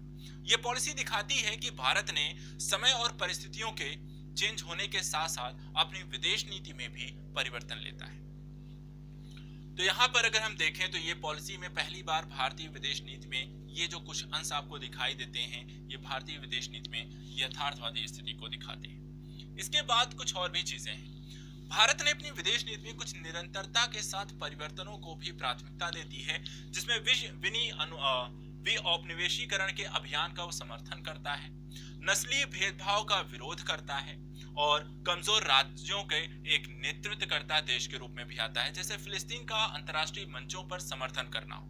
ये दिखाता है कि भारत ने यहाँ पर अपनी बातों को लेकर जहाँ पर वो प्राथमिकता भी देता है, जो कुछ चीजों को लेकर वहीं आगे भी बढ़ता है, वहीं यहाँ पर यथार्थवादी नीति के तहत परमाणु परीक्षण करना हो, एनपीटी पे हस्ताक्षर ना करना हो, जैसी चीजों में परिवर्तनशील स्थितियों को भी वो लागू करता है। अंतरराष्ट्रीय राजनीतिक स्तर पर अगर हम देखें तो ये द्वितीय चरण अपने आप में और भी बहुत कुछ है। 1971 में अगर हम देखें तो भारत पाक युद्ध है, भारत का यहीं पर भारत सोवियत संघ का एक शांति मैत्री सहयोग संधि हस्ताक्षरित होती है, और इस संधि के साथ ही यहाँ पर बांग्लादेश का आगे चलकर उदय होता है, क्योंकि जो भारत पाक का ये जो युद्ध होता है उसका एक बहुत बड़ा रीजन था 1970 में ही बांग्लादेश के उदय होने का कारण। 1970 में जो पाकिस्तान के चुनाव होते हैं, उन चुनावों की स्थितियों में बांग्लादेश में मुजीबुर रहमान की आवामी लीग जो पार्टी है वो जीत कर आती है, और जीत के आने के पश्चात जो अयूब खान होते हैं, जुल्फिकार अली भुट्टो, पाकिस्तान जो पश्चिमी पाकिस्तान का भाग था, वहां पर वो सत्ता हस्तांतरण करने से मना कर देते हैं, और ऐसी स्थिति में भारत वहां पर जब मुजीबुर रहमान और उनके जो मुक्त वाहिनी जो सेना होती है वो भारतीय सीमा प्रवेश करते हैं, और उनके साथ साथ पाकिस्तानी सेना टैंक भी धीरे धीरे भारतीय सीमा में प्रवेश करते हैं, तो उसका विरोध करने को लेकर, उनकी सहायता को लेकर भारतीय सेना हस्तक्षेप करती है, और यही भारत पाक के युद्ध का कारण बनता है। लेकिन इस युद्ध में भारत की एक विजय होती है, और यहाँ पर एक शिमला समझौता होता है, और उसके माध्यम से युद्ध की समाप्ति होती है। इस युद्ध के समाप्ति के साथ ही जहाँ वैश्विक स्तर पर भारत अपने आप को एक मजबूत सैनिक शक्ति और अपने क्षेत्रीयता को या कह सकते हैं अपनी राष्ट्रीय सीमाओं की सुरक्षा को सुनिश्चित करने वाले देश के रूप में अपने आप को स्थापित करने को लेकर सफल होता है, वहीं दूसरी तरफ बांग्लादेश को एक नए राष्ट्र के रूप में स्थापित करने में भी सफल होता है, जो उसे क्षेत्रीय शक्ति के एक मजबूत स्थिति के तौर पर उसे प्रदर्शित करता है। इसके साथ ही साथ भारत के लिए जो एक समस्या थी कि पूर्वी पाकिस्तान और पश्चिमी पाकिस्तान दोनों तरफ से उसके समक्ष पाकिस्तान दो देश के रूप में साइड बाय साइड था, वहां पर भी उसकी समस्या एक तरफ ही हो गई। अब जो पश्चिमी पाकिस्तान था वो सिर्फ एक पाकिस्तान देश के रूप में उसके सामने था। इसके साथ साथ ये तो यहाँ पर पड़ोसी देशों के साथ संबंधों की स्थिति हो गई। अन्य गतिविधियों के तौर पर देखें तो चीन उसी समय 1971 में सुरक्षा परिषद का सदस्य बन जाता है।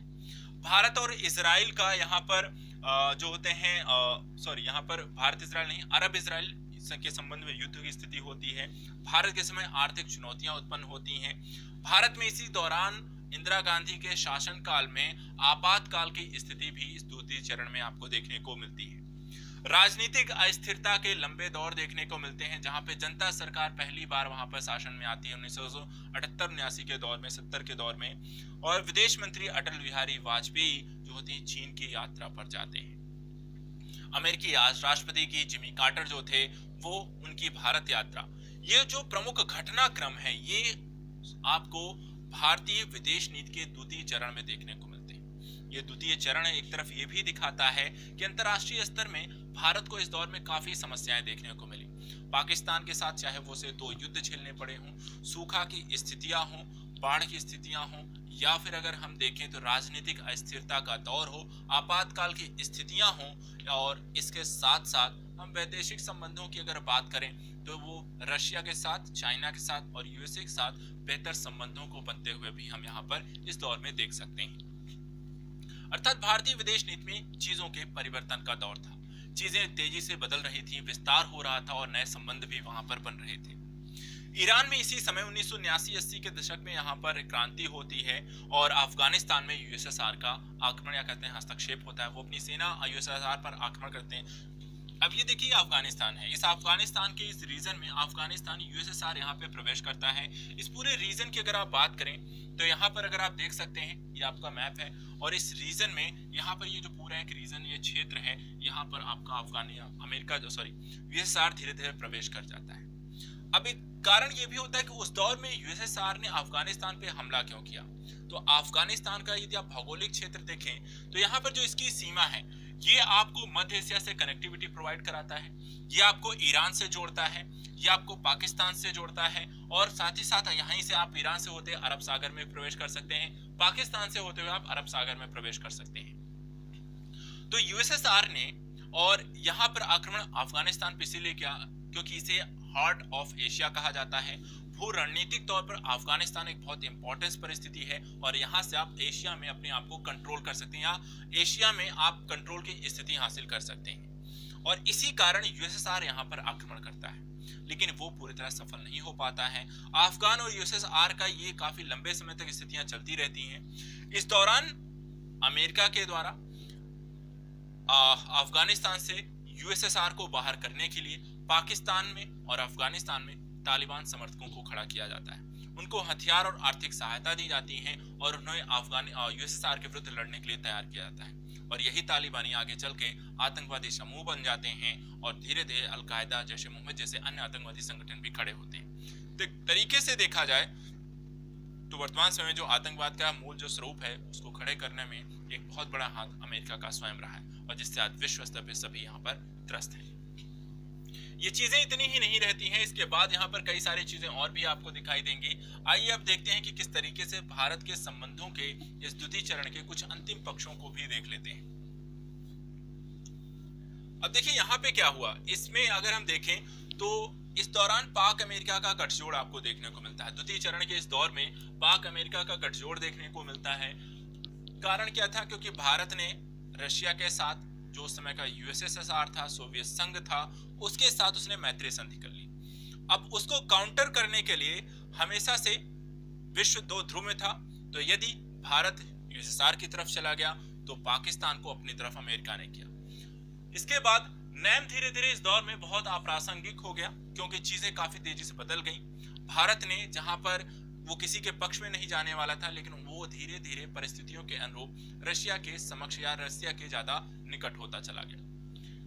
इसी दौरान चीन के साथ बेहतर संबंधों को विकसित करने को लेकर राजीव गांधी की यहाँ पर यात्रा होती है, जो कि नेहरू के बाद राजीव गांधी भारत के प्रधानमंत्री होते हैं जो चीन की यात्रा पर जाते हैं। उससे पहले अटल बिहारी वाजपेयी गए थे, लेकिन विदेश मंत्री के तौर पर गए थे।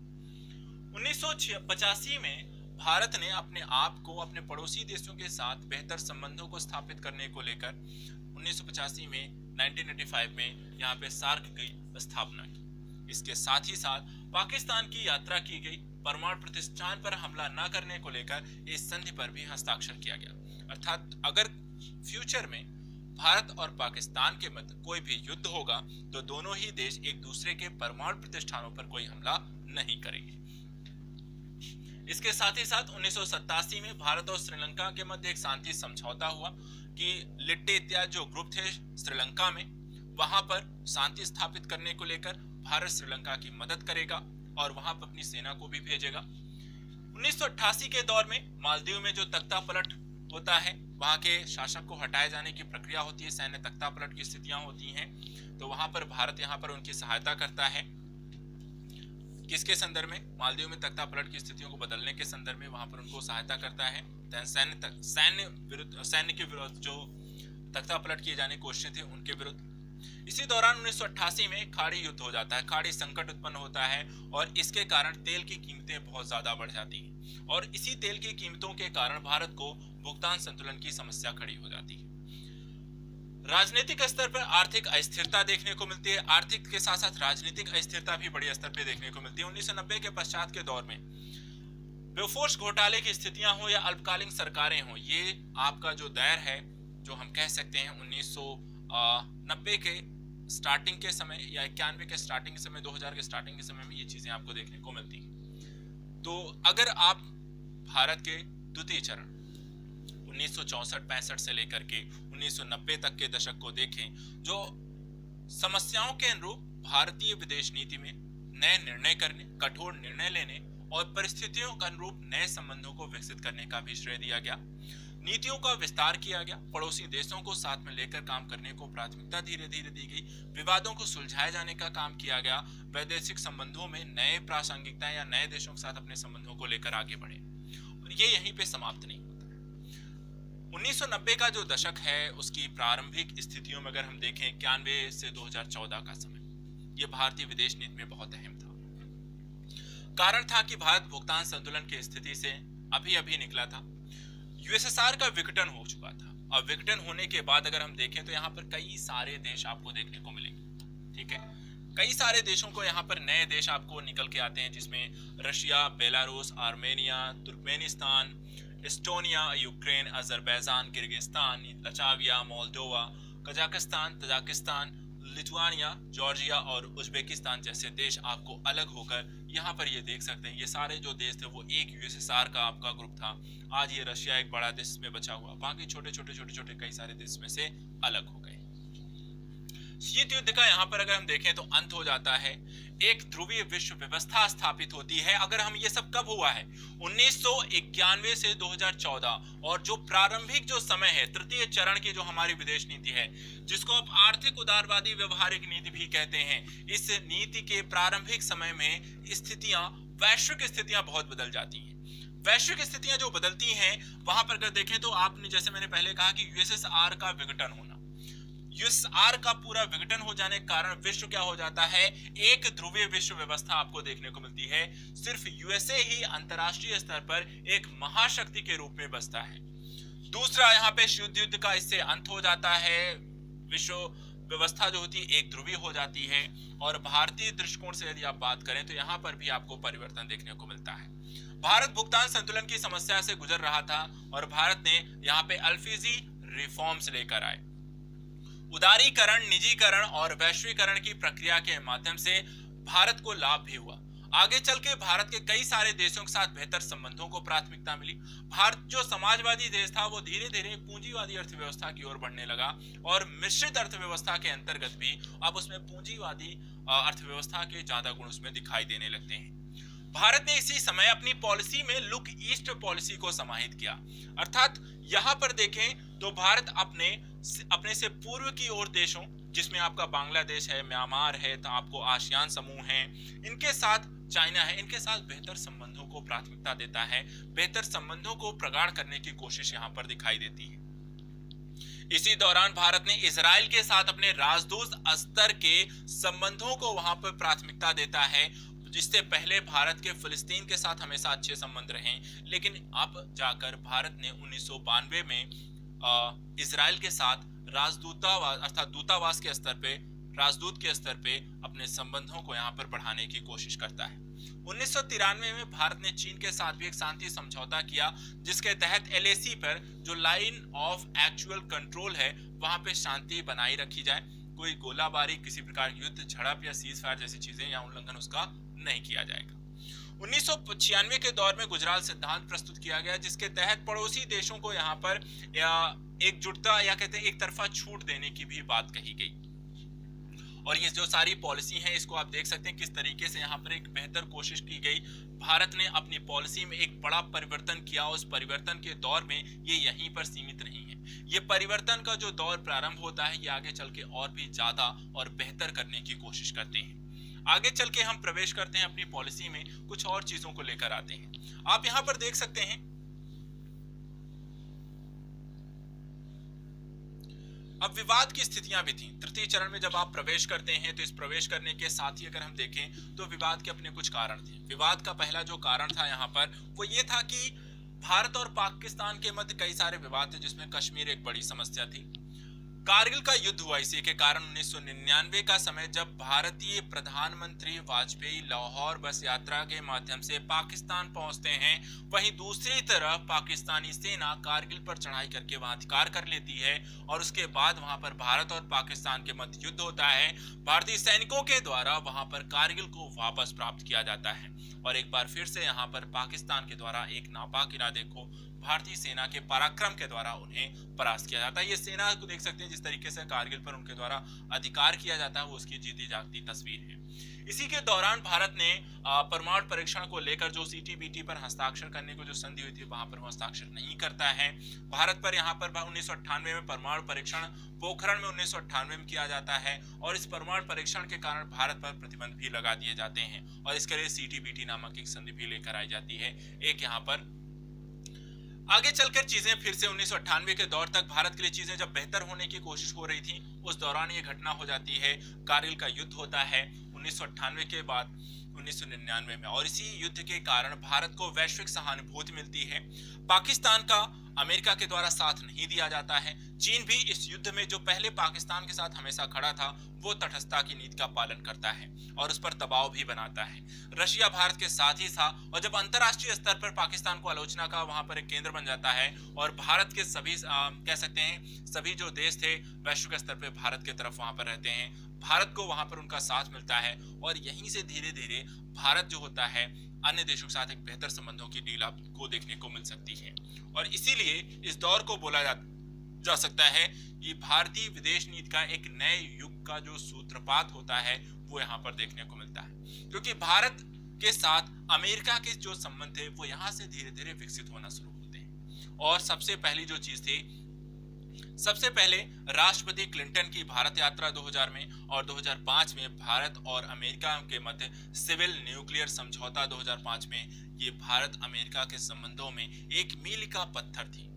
मील का पत्थर भारत के लिए इसलिए था क्योंकि भारत और अमेरिका के मध्य सिविल न्यूक्लियर समझौता उन शर्तों पर भी था जहां पर भारत ने ना तो NPT पर हस्ताक्षर किए थे, ना तो CTBT पे हस्ताक्षर किए थे और ऐसा ना करने वाले देश के साथ अमेरिका ने इस तरह का समझौता किया था। इसने न सिर्फ भारत और अमेरिका के संबंधों को आगे बढ़ाया, बल्कि इसने भारत के संबंधों को अन्य देशों के साथ भी बेहतर करने की नींव डाल दी। और आगे चलकर देखें तो भारत ने इस तरह के समझौतों को, चाहे वो कनाडा हो, ऑस्ट्रेलिया हो, फ्रांस हो, अन्य देशों के साथ भी उसने इसी तरीके के समझौतों को किया है। ये चीजें यहीं खत्म नहीं होती हैं, आगे चलकर हम अपनी पॉलिसी में कुछ और भी चीजें सम्मिलित करते हैं। विदेश नीति के एक हिस्से में हमने देखा कि लुक ईस्ट पॉलिसी लाई गई, वहीं 2005 में भारत ने एक पॉलिसी और लाई, पश्चिम की ओर देखो, लुक वेस्ट पॉलिसी। क्योंकि जो पश्चिम एशिया है, पश्चिम एशिया अगर आप देखें तो यहाँ पर पूरा अरब प्रायद्वीप है।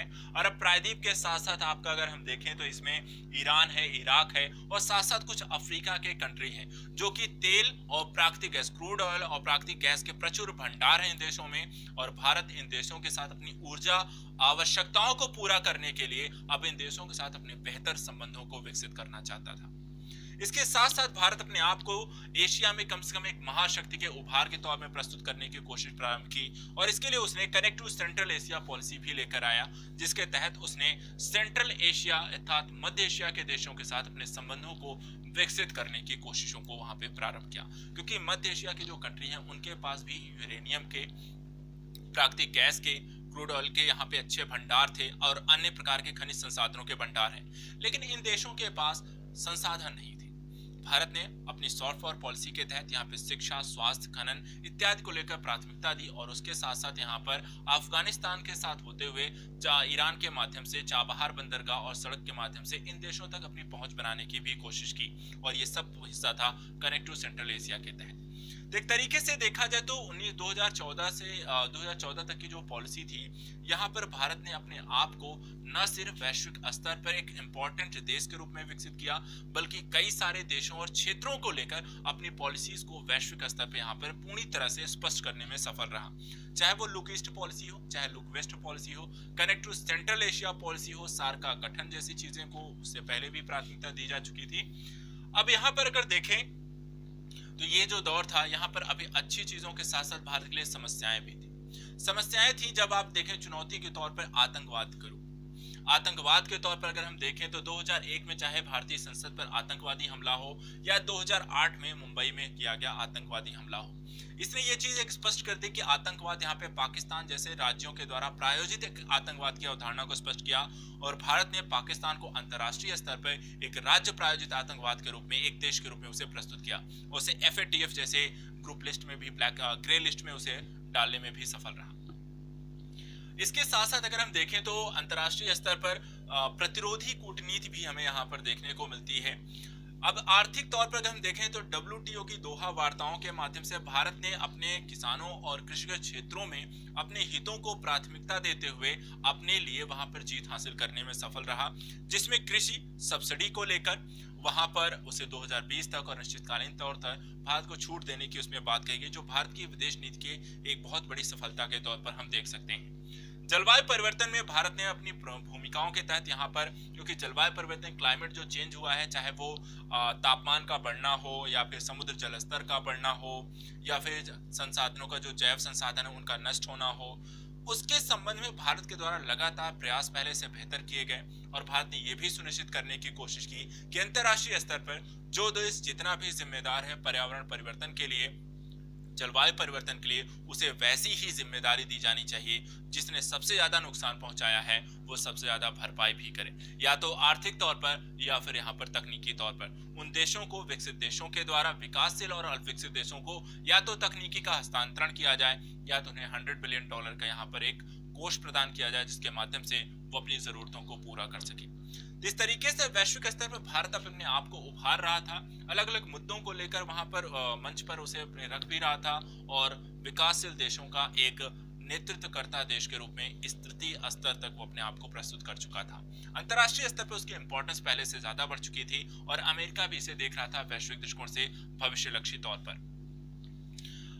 इसके अतिरिक्त पर्यावरण के साथ साथ समुद्री डकैती, मादक पदार्थों की तस्करी यहाँ पर एक बड़ी समस्या इस दौर में उत्पन्न हुई। साथ ही क्षेत्रीय संगठन इस दौर में काफी विकसित हो चुके थे। ये अगर देखें तो ब्रिक्स है, सार्क है, SCO जैसे संगठनों का यहाँ पर आप गठन देख सकते हैं। अंतर्राष्ट्रीय संगठनों में भारत ने सुधार करने की बात कही। अंतर्राष्ट्रीय स्तर पर हम देखें तो चाहे वो UNO हो, IMF हो, WTO हो, इनकी प्रशासकीय जो क्षमता है, भारत लगातार यहाँ पे एक सवालिया निशान खड़ा करता है कि इन देशों की जो प्रशासन या इन संगठनों की जो प्रशासकीय क्षमता है वो बहुत सीमित है। ये सभी के साथ न्याय नहीं कर पाते हैं, सभी देशों को समान प्रतिनिधित्व नहीं देते हैं और इसलिए यहाँ पर इनके संरचनात्मक रूप में प्रशासकीय संरचना में परिवर्तन करना बहुत जरूरी है। इस तरीके से अगर हम देखें तो हमारा ये तृतीय चरण यहाँ पे समाप्त होता है। विदेश नीति के तृतीय चरण के बाद हम प्रवेश करते हैं चतुर्थ चरण में, पार्ट 1 में। 2014 से लेकर 2019 के इस समय काल में अगर हम देखें तो इसे हम एक विस्तारवादी अंतरराष्ट्रीय विदेश नीति के तौर पर देख सकते हैं और इसे अभूतपूर्व संपर्क और असाधारण सफलताओं के तौर पर भी देख सकते हैं, क्योंकि भारत ने अपने विदेश नीति में जितना भी कुछ हासिल किया था 2014 के पहले, इन 5 सालों में भारत ने उससे कहीं ज्यादा हासिल किया।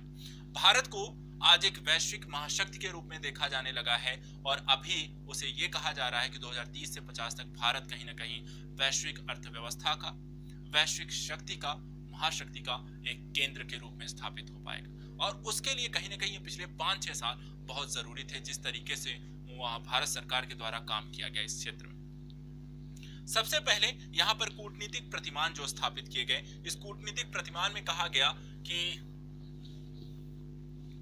यहाँ पर देखिए साफ साफ उन्होंने कहा है कि भारत की जो केंद्र सरकार है उसमें चाहे अगर आप देखें तो भारत के राष्ट्रपति, उपराष्ट्रपति, प्रधानमंत्री के द्वारा वैश्विक स्तर पर लगभग सभी देशों की मैक्सिमम नंबर ऑफ परसेंटेज होती हैं यात्राएं की गई 4-5 सालों में, चाहे वो इजराइल, मंगोलिया, फिलिस्तीन, पुर्तगाल, स्विट्जरलैंड, इक्वेटोरियल गिनी, ईस्वातिनी, ग्वाटेमाला जैसे अनेक देशों की यहाँ पर इसी दौर में पहली बार यात्राएं की गई भारत के राष्ट्राध्यक्ष या प्रधानमंत्री के द्वारा। साथ ही तीसरे भारत अफ्रीका शिखर सम्मेलन में पहली बार यहाँ पर अफ्रीका के सभी 54 देशों को वहां पर उनके साथ सम्मेलन किया गया। जलवायु परिवर्तन की चुनौतियों से निपटने के लिए भारत सरकार द्वारा अंतर्राष्ट्रीय स्तर पे सौर ऊर्जा गठबंधन को यहाँ पर उन्होंने विश्व के समक्ष प्रस्तुत किया और साथ ही साथ उसका पहला सम्मेलन भी आयोजित किया गया। इसके अतिरिक्त भारत प्रशांत द्वीप समूह के राष्ट्राध्यक्ष और राष्ट्राध्यक्षों के सम्मेलन में 2 बार आयोजित किया गया, पहला फिजी और दूसरा भारत में, और प्रथम बार भारतीय मूल के सांसदों का सम्मेलन भी यहाँ पर चतुर्थ चरण की प्रमुख प्राथमिकताओं के तौर पर आप देख सकते हैं। अब चलिए बात करते हैं कि यहाँ पर आप कुछ इमेजेस देख सकते हैं, जैसे कि एक इमेज यहाँ पर आप देख सकते हैं। ये जो इमेजेस हैं ये दिखाती हैं कि किस तरीके से भारतीय प्रधानमंत्री और राष्ट्रपति अलग अलग देशों की यात्राओं पर गए और उन यात्राओं के माध्यम से भारतीय विदेश नीति को साकार करने की कोशिश की। अब यहाँ पर चलिए देखते हैं एक एक करके। सबसे पहले इस विदेश नीति का जो सबसे प्रमुख एक हिस्सा रहा वो है सबसे पहले पड़ोसी, और ये सबसे पहले जो पड़ोसी की बात यहाँ पर की गई है इसमें एक नई शुरुआत को प्राथमिकता देना था। इस नई शुरुआत में जो नेबर फर्स्ट पॉलिसी, एक और पॉलिसी जिसमें अपने पड़ोसी देशों के साथ बेहतर संबंधों को प्राथमिकता देना, शांतिपूर्ण सहअस्तित्व के साथ एक दूसरे के विकास को प्राथमिकता देना, एक दूसरे के आंतरिक मामलों में हस्तक्षेप न करना जैसी चीजों के आधार पर नेबर फर्स्ट पॉलिसी रखी गई। सार्क को यहाँ पे प्राथमिकता देने की बात कही गई और भारतीय प्रधानमंत्री के तौर पर प्रधानमंत्री मोदी के द्वारा जब पहली बार भाषण लिया गया तो वहां पर शपथ ग्रहण लिया गया, तो शपथ ग्रहण में सार्क के देशों को आमंत्रण उनकी नेबर फर्स्ट पॉलिसी को सबसे पहले स्पष्ट करने में सफल रहता है। इसके बाद अगर हम देखें तो ये देख सकते हैं कि सभी यहाँ पर जो भारत के पड़ोसी देशों के उस समय के जो राष्ट्राध्यक्ष थे 2014 में, सभी लोग यहाँ पर आते हैं और ये भारत की विदेश नीति के तौर पर एक बहुत बड़ी सफलता के तौर पर भी देखा जाता है।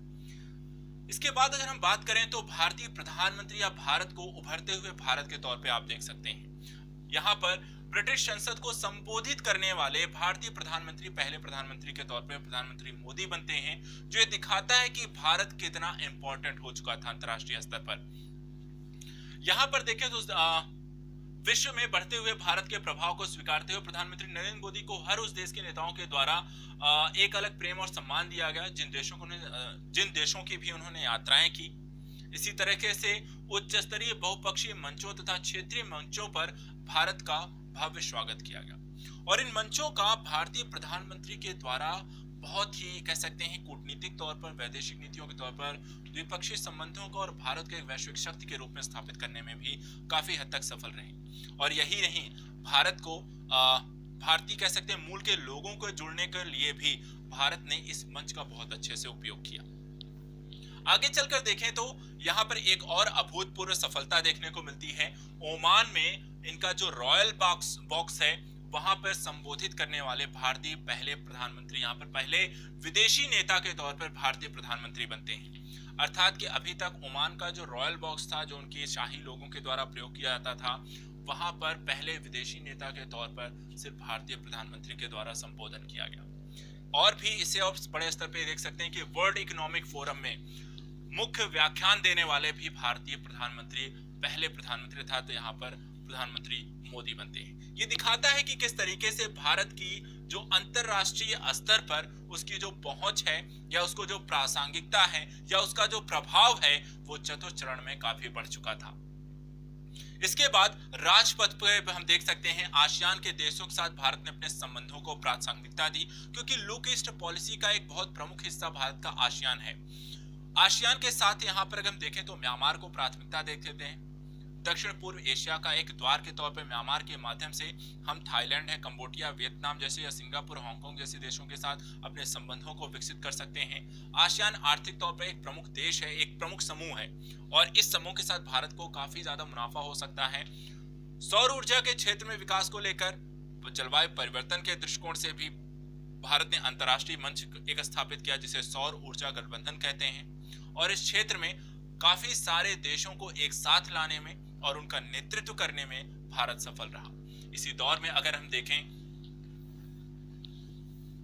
तो भारतीय सरकार के द्वारा कई सारे देशों की यहाँ पर पहली बार यात्राएं की गई, जैसे कि सभी महाद्वीप में भारत की कूटनीतिक भागीदारी के माध्यम से संबंधों को पुनः प्रगाढ़ करने के लिए भारत द्वारा लगभग 10 से 60 वर्षों के अंतराल में और कई सारे देशों की यहाँ पर यात्राएं की गई। अब चलिए देखते हैं, जैसे 40 से 60 वर्षों के बाद 2014 से 2018 के दौरान यात्राएं की गई, वो आयरलैंड और कनाडा में। इन देशों में 40 से 60 वर्षों के अंतराल के बाद यात्राएं की गई। 30 से 40 वर्षों के अंतराल के बाद मोजाम्बिक, फिलीपींस, केन्या, संयुक्त अरब अमीरात और सेशल्स, फिजी जैसे देशों की यात्राएं की गई। 20 से 30 वर्ष के अंतराल के पश्चात स्पेन, श्रीलंका, मैक्सिको, तुर्कमेनिस्तान और स्वीडन जैसे देशों की यात्राएं की गई। इसके अतिरिक्त 15 से 20 वर्षों के पश्चात किर्गिस्तान और नेपाल की यात्रा की गई। 10 से 15 वर्षों के अंतराल के पश्चात Iran, Kazakhstan, Vietnam, Netherlands, Tajikistan, Oman और मॉरिशस जैसे देशों की यहाँ पर यात्राएं की गई। इस दौरान अगर हम देखें तो भारतीय जो विदेश नीति रही बहुत ज्यादा सक्रिय रही।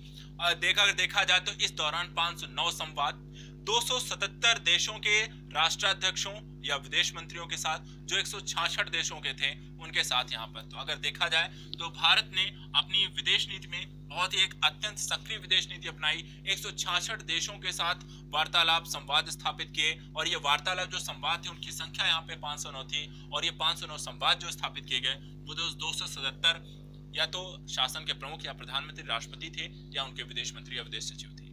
यहाँ पर देखें तो कुछ फोटोज हैं, जैसे कि यहाँ पर आप सुषमा स्वराज जी को देख सकते हैं जो कि इनका देहांत हो गया है, लेकिन भारतीय विदेश नीति का एक सबसे प्रमुख चेहरा 2014 से 2019 के समयकाल में आप इनके रूप में देख सकते हैं, जो भारतीय विदेश नीति को पूरी तरीके से बदल के रखा, जो भारत का एक चेहरा जो प्रस्तुत किया। उनकी इस भूमिका को यहाँ पर नकारा नहीं जा सकता है कि भारत का जो वर्तमान स्वरूप में विदेश नीति को जिस तरीके से उन्होंने लेकर आई है वो उसका एक प्रमुख चेहरा रही है। इसके बाद अगर हम बात करें तो भारतीय विदेश नीति के इस अहम दौर के बाद हम प्रवेश अगर करते हैं तो भारत के अलग अलग देशों के साथ, अलग अलग महाद्वीपों के साथ किस तरीके से भारत ने अपने संबंधों को विकसित करने की कोशिश की। तो अफ्रीका से कई सारे देशों की यहाँ पर पहली यात्राएं की गई। इन देशों से इस दौरान यहाँ पर भारत के द्वारा अफ्रीका के इन देशों की, जिसमें कई सारे देश हैं, जैसे कि आप देख सकते हैं यहाँ पर अल्जीरिया, अंगोला से लेकर के युगांडा, ट्यूनीशिया जैसे कई सारे देशों के भारतीय चाहे विदेश सचिव हों या प्रधानमंत्री हों या राष्ट्रपति हों, उनके द्वारा यात्राएं की गई और इतने अफ्रीकी देशों के द्वारा भारत की यात्राएं की गई। अफ्रीका विदेश नीति के तौर पर अगर हम देखें तो क्या अफ्रीका हमारे लिए जरूरी क्यों है? तो देखिए, जब आप अफ्रीका के साथ हमारे संबंधों को देखें तो इस दौर में तृतीय भारत अफ्रीका मंच सम्मेलन की मेजबानी की गई। अक्टूबर 2015 में भारत अफ्रीका के बहुआयामी संबंधों को वहां पे प्रगाढ़ता प्रदान की गई। साथ ही पहली बार IAFS3 में अफ्रीका के सारे 54 देशों तथा उनके नेता प्रतिनिधि भारत में सम्मिलित हुए। साथ ही साथ भारत ने यहाँ पर $100 बिलियन की अब तक यहाँ पर इनको सहायता प्रदान की है और LOC जैसे पैकेज भी यहाँ पर इनको जारी किए। लाइन ऑफ कंट्रोल के पैकेज यहाँ पर अफ्रीका को भारत के द्वारा अफ्रीका को यहाँ पर प्रदत्त किए गए। भारत की ओर से प्रधानमंत्री, राष्ट्रपति, उपराष्ट्रपति, विदेश मंत्री के द्वारा कई रिकॉर्ड उच्च स्तरीय यात्राएं इस देश में की गई। अफ्रीका के साथ सभी क्षेत्रों में आर्थिक विकास को यहाँ पे प्राथमिकता दी गई है, उसको लेकर सहयोग को प्राथमिकता दी गई है और अहमदाबाद में पहली बार मई 2017 में अफ्रीका देशों की बैठक का भी आयोजन किया गया। अफ्रीका की अगर आप बात करें तो यहाँ पर एक चीज ध्यान रखिएगा, अफ्रीका भारत के लिए जरूरी इसलिए है क्योंकि अफ्रीका एक ऐसा महाद्वीप है जिसके संसाधनों का उचित दोहन नहीं हो सका है। यहाँ पर तेल और प्राकृतिक गैस के अच्छे भंडार हैं, प्राकृतिक तौर पे संपन्न है, लेकिन यहाँ पे संसाधन बहुत अच्छे नहीं हैं और इसलिए भारत अपनी आवश्यकताओं की भी पूर्ति कर सकता है, अपने कई सारे विकल्प ओपन कर सकता है। संयुक्त राष्ट्र सुरक्षा परिषद में जो उसको सपोर्ट चाहिएगा तो 54 देशों का सपोर्ट उसे वहां पे मिल सकता है। अंतर्राष्ट्रीय मंचों में बहुपक्षीय मंच के रूप में ये सपोर्ट कर सकते हैं। इसके अतिरिक्त भारत यहाँ पर अपनी सॉफ्ट पावर पॉलिसी के तहत अफ्रीका में काफी सारा सहयोग करता है, शिक्षा, स्वास्थ्य, आर्थिक पैकेज प्रोवाइड कराता है, उनके बच्चों को वहां पर शिक्षा प्रोवाइड कराने के साथ स्कॉलरशिप प्रदान करता है और इस तरीके से कई तरीके से भारत और अफ्रीका यहाँ पर एक दूसरे का सहयोग करते हैं। चलिए, अफ्रीका के बाद हम बात करते हैं यहाँ पर ऑस्ट्रेलिया, न्यूजीलैंड, प्रशांत द्वीप समूह की। तो ये भी अगर देश देखें तो Australia, Fiji, New Zealand, Papua New Guinea जैसे देशों में हम गए और ऑस्ट्रेलिया, फिजी और न्यूजीलैंड से भारत में यात्राएं करने के लिए उनके राष्ट्र प्रमुख आते हैं। संबंधों को प्रगाढ़ता भी इस दौर में देखने को मिलती है।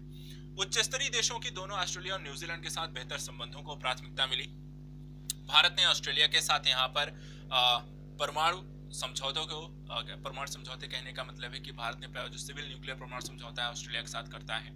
इसके साथ अंतरिक्ष, समुद्र यहाँ पे क्वाड ग्रुप के रूप में ऑस्ट्रेलिया यहाँ पे सहयोग करता है। कृषि अनुसंधान, नदियों इत्यादि को, सफाई इत्यादि को लेकर या फिर स्मार्ट सिटी को लेकर यहाँ पे कई सारे अलग अलग क्षेत्रों में ऑस्ट्रेलिया और न्यूजीलैंड जैसे देशों के साथ भारत के संबंध यहाँ पर विकसित होते हैं। इसके अतिरिक्त प्रशांत क्षेत्र में सहयोग को प्राथमिकता देना और जलवायु परिवर्तन के मुद्दे पे एक दूसरे को सहयोग भी इसके ऑस्ट्रेलिया जैसे देशों के साथ यहाँ पर आप देख सकते हैं। इसके बाद अगर हम बात करें तो एशिया और यूरेशिया के देशों में भी भारत ने इस दौर में अपनी प्रस्थिति मजबूत की है। भारत ने एशिया में काफी सारे, चाहे वो दक्षिण एशिया हो, पश्चिम एशिया हो, दक्षिण पूर्व एशिया हो, पूर्वी एशिया हो, मध्य एशिया हो, हर एक देश, हर एक क्षेत्र में यहाँ पर यात्राएं की हैं और हर एक देश से भी भारत में यात्राएं करने के लिए वहाँ के राष्ट्राध्यक्ष आए हैं। एशियाई सदी देखिए, यहाँ पर सबसे जरूरी जो महत्वपूर्ण है 2050 तक का जो समय है ये एशियाई सदी के रूप में जाना जाता है। ये भी कहा जा रहा है कि विश्व की आने वाले समय में जो केंद्र बिंदु होगा वो एशिया होगी और इसके जो दो प्रमुख देश हैं, चीन और भारत, विश्व अर्थव्यवस्था के केंद्र बिंदु होंगे। ऐसी स्थिति में चीन और भारत के जो संबंध है वो बनते बिगड़ते रहते हैं।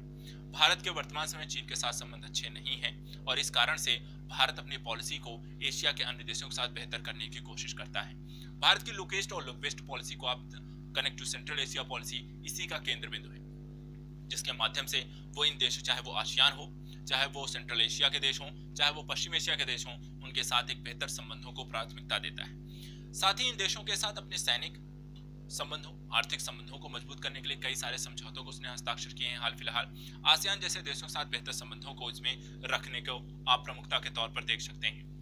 इसके बाद हम बात करते हैं यूरोप को। तो यूरोप जैसे कि तकनीकी तौर पर ये देश बहुत सक्षम है, एक ग्रुप के रूप में बहुत सक्षम है और भारत को यहाँ पर निवेशिक अवसर इन देशों से काफी ज्यादा मात्रा में मिलता है, तकनीकी हस्तांतरण और निवेश की सारी चीजों को लेकर। तो यूरोप को अगर हम देखें तो पश्चिम को जोड़ने के लिए भारतीय नीति के तौर पर यूरोप प्रासंगिकता है। यूरोप के साथ कूटनीतिक संबंधों को उच्च स्तरीय द्विपक्षीय माध्यमों से संपर्क करने की कोशिश की गई है। यूरोपीय देशों में किसी भी भारतीय प्रधानमंत्री की पहली यात्राओं के तौर पर हम इसे देख सकते हैं और साथ ही साथ अगर हम देखें तो भारत में व्यापार को यहाँ पर एक प्रासंगिकता देखा गया। भारत यहाँ पर अपने निर्यात को काफी बड़े मात्रा में यहाँ पर करता है। निर्यात यहाँ पर देखें तो यूरोप और अमेरिका में भारत बड़े स्तर पर करता है। तो भारत के बाजार के दृष्टिकोण से भी ये है। Make in India, skill India, Namami Gange जैसे कार्यक्रम में यूरोपीय देश जो तकनीकी तौर पर बहुत सक्षम है, निवेश यहाँ पर कर सकते हैं। इस दृष्टिकोण से भी यूरोप हमारे लिए इंपॉर्टेंट है। आतंकवाद का सामना करना हो या साइबर सुरक्षा के क्षेत्र में सहयोग करना हो, वहां पर भी यूरोपीय देश भारत के लिए बहुत जरूरी हो जाते हैं। इसके अतिरिक्त यूरोपीय संघ के द्वारा भारत के प्रमुख कार्यक्रमों के विकास एजेंडों को भी समर्थन यहाँ पर दिया जा रहा है। इस तरीके से भारत के अलग अलग देशों के साथ जो संबंध रहे हैं, वो अलग अलग महाद्वीपों के साथ जिस तरीके से उन्हें अपने संबंध विकसित किए हैं, उनको तो हमने यहाँ पर देख लिया। अब आइए बात करते हैं उत्तरी अमेरिका और दक्षिण अमेरिका के साथ भी भारत के संबंध यहाँ पर कैसे हैं। तो उत्तरी अमेरिका में सबसे जो महत्वपूर्ण देश है अमेरिका और कनाडा। तो यहाँ पर इन देशों की भी भारत के द्वारा यात्राएं की गई और इन देशों के प्रधानमंत्री, राष्ट्रपति के द्वारा भी यहाँ की यात्राएं की गई। ये जो देश है सबसे इसमें जरूरी अमेरिका है। अमेरिका वैश्विक महाशक्ति भी है और इस दृष्टिकोण से हमारे लिए और भी इम्पोर्टेंट हो जाता है। भारत और अमेरिका के संबंधों में चाहे वो सिविल समझौते हों, नागरिक समझौते हों या फिर आप कहें कि रक्षा संबंध हो, अंतरिक्ष के क्षेत्र में आज अगर हम देखें तो बहुपक्षीय स्तर पर समझौते हुए, हाल ही में 2+2 की वार्ता हो या क्वाड ग्रुप का सदस्य हो या एशिया को केंद्रबिंदु में रखकर भारत को लेकर अमेरिका के द्वारा बनाई गई नीति हो या अमेरिका को यहाँ पर अन्य पक्षों में चीन के विरुद्ध क्वाड ग्रुप का गठन हो, इन सब में भारत और अमेरिका के संबंधों की प्रगाढ़ता देखते हैं। अमेरिका और भारत के संबंधों को हाउडी मोदी और नमस्ते ट्रंप जैसे कार्यक्रमों के माध्यम से इनके बढ़ते हुए स्थितियों को आप देख सकते हैं। तो यहाँ पर देखें तो विनिर्माण निवेश के दृष्टिकोण से भी अमेरिका भारत के लिए जरूरी है। सुरक्षा परिषद में स्थायी सदस्यता के लिए भारत के लिए अमेरिका काफी इंपॉर्टेंस रखता है। उसी तरीके से अमेरिका के लिए भारत जो होती है हिंद सागर और प्रशांत महासागर में चीन के विरुद्ध काउंटर अटैक करने के लिए भारत उसके लिए जरूरी है। दक्षिण अमेरिका की अगर हम बात करते हैं तो यहाँ पर काफी सारे देशों की दोनों तरफ से यात्राएं होती हैं। लैटिन अमेरिका देश में ब्राजील भारत के लिए बहुत ही इंपॉर्टेंट देश है। उभरती हुई देश के दक्षिण दक्षिण सहयोग के माध्यम से भी भारत यहाँ पर ब्राजील के साथ बेहतर संबंधों को विकसित करने की कोशिश कर रहा है। इसके अतिरिक्त अगर हम बात करें तो ऊर्जा सुरक्षा के साथ साथ अन्य उत्पादों के और आर्थिक संबंधों, ऊर्जा सहयोग, इन सारे क्षेत्रों को अगर बात करें तो लैटिन अमेरिकी देशों के साथ हमारे संबंध अभी बहुत विकसित नहीं है, लेकिन धीरे धीरे भी इस कार्यकाल के दौरान लैटिन अमेरिकी देशों को भी वहां पे प्राथमिकता दी गई और उनके साथ भी बेहतर संबंधों को यहाँ पर प्रगाढ़ करने की कोशिश की गई। अब यहाँ पर अगर हम देखें तो भारत ने अपनी इस विदेश नीति में एक जो प्रमुख पहलू के तौर पे जो प्रस्तुत किया, समृद्धि और विकास की कूटनीति। समृद्धि और विकास की इस कूटनीति में ऊर्जा, निवेश, रोजगार, संपर्क, नमामि गंगे कार्यक्रम, startup India, make in India, skill India, smart city और डिजिटल इंडिया जैसे कार्यक्रमों को आधार बनाकर हर एक देशों के साथ एक बेहतर संबंधों की एक रणनीति के तहत कार्य किया गया और उनका सहयोग प्राप्त करने की कोशिश की गई। निवेशिक अवसरों में अपनी इन्हीं योजनाओं के माध्यम से भारत ने बड़ी यहाँ पर निवेशिक प्रक्रियाएं लेकर आई। देखिए, जैसे वित्तीय जो प्रतिबद्धताएं हैं, यूएई ने भारत में $75 बिलियन निवेश की बात कही, दक्षिण कोरिया ने कम से कम $10 बिलियन निवेश को कहा है, जापान के द्वारा 33 बिलियन, चीन के द्वारा 22 बिलियन, अमेरिका और यूके के द्वारा भी 10 से 15 बिलियन डॉलर यहाँ पे निवेश करने की बात कही गई। तो निवेशिक अवसर भी यहाँ पर भारत में काफी आपको देखने को मिलते हैं इस दौर में।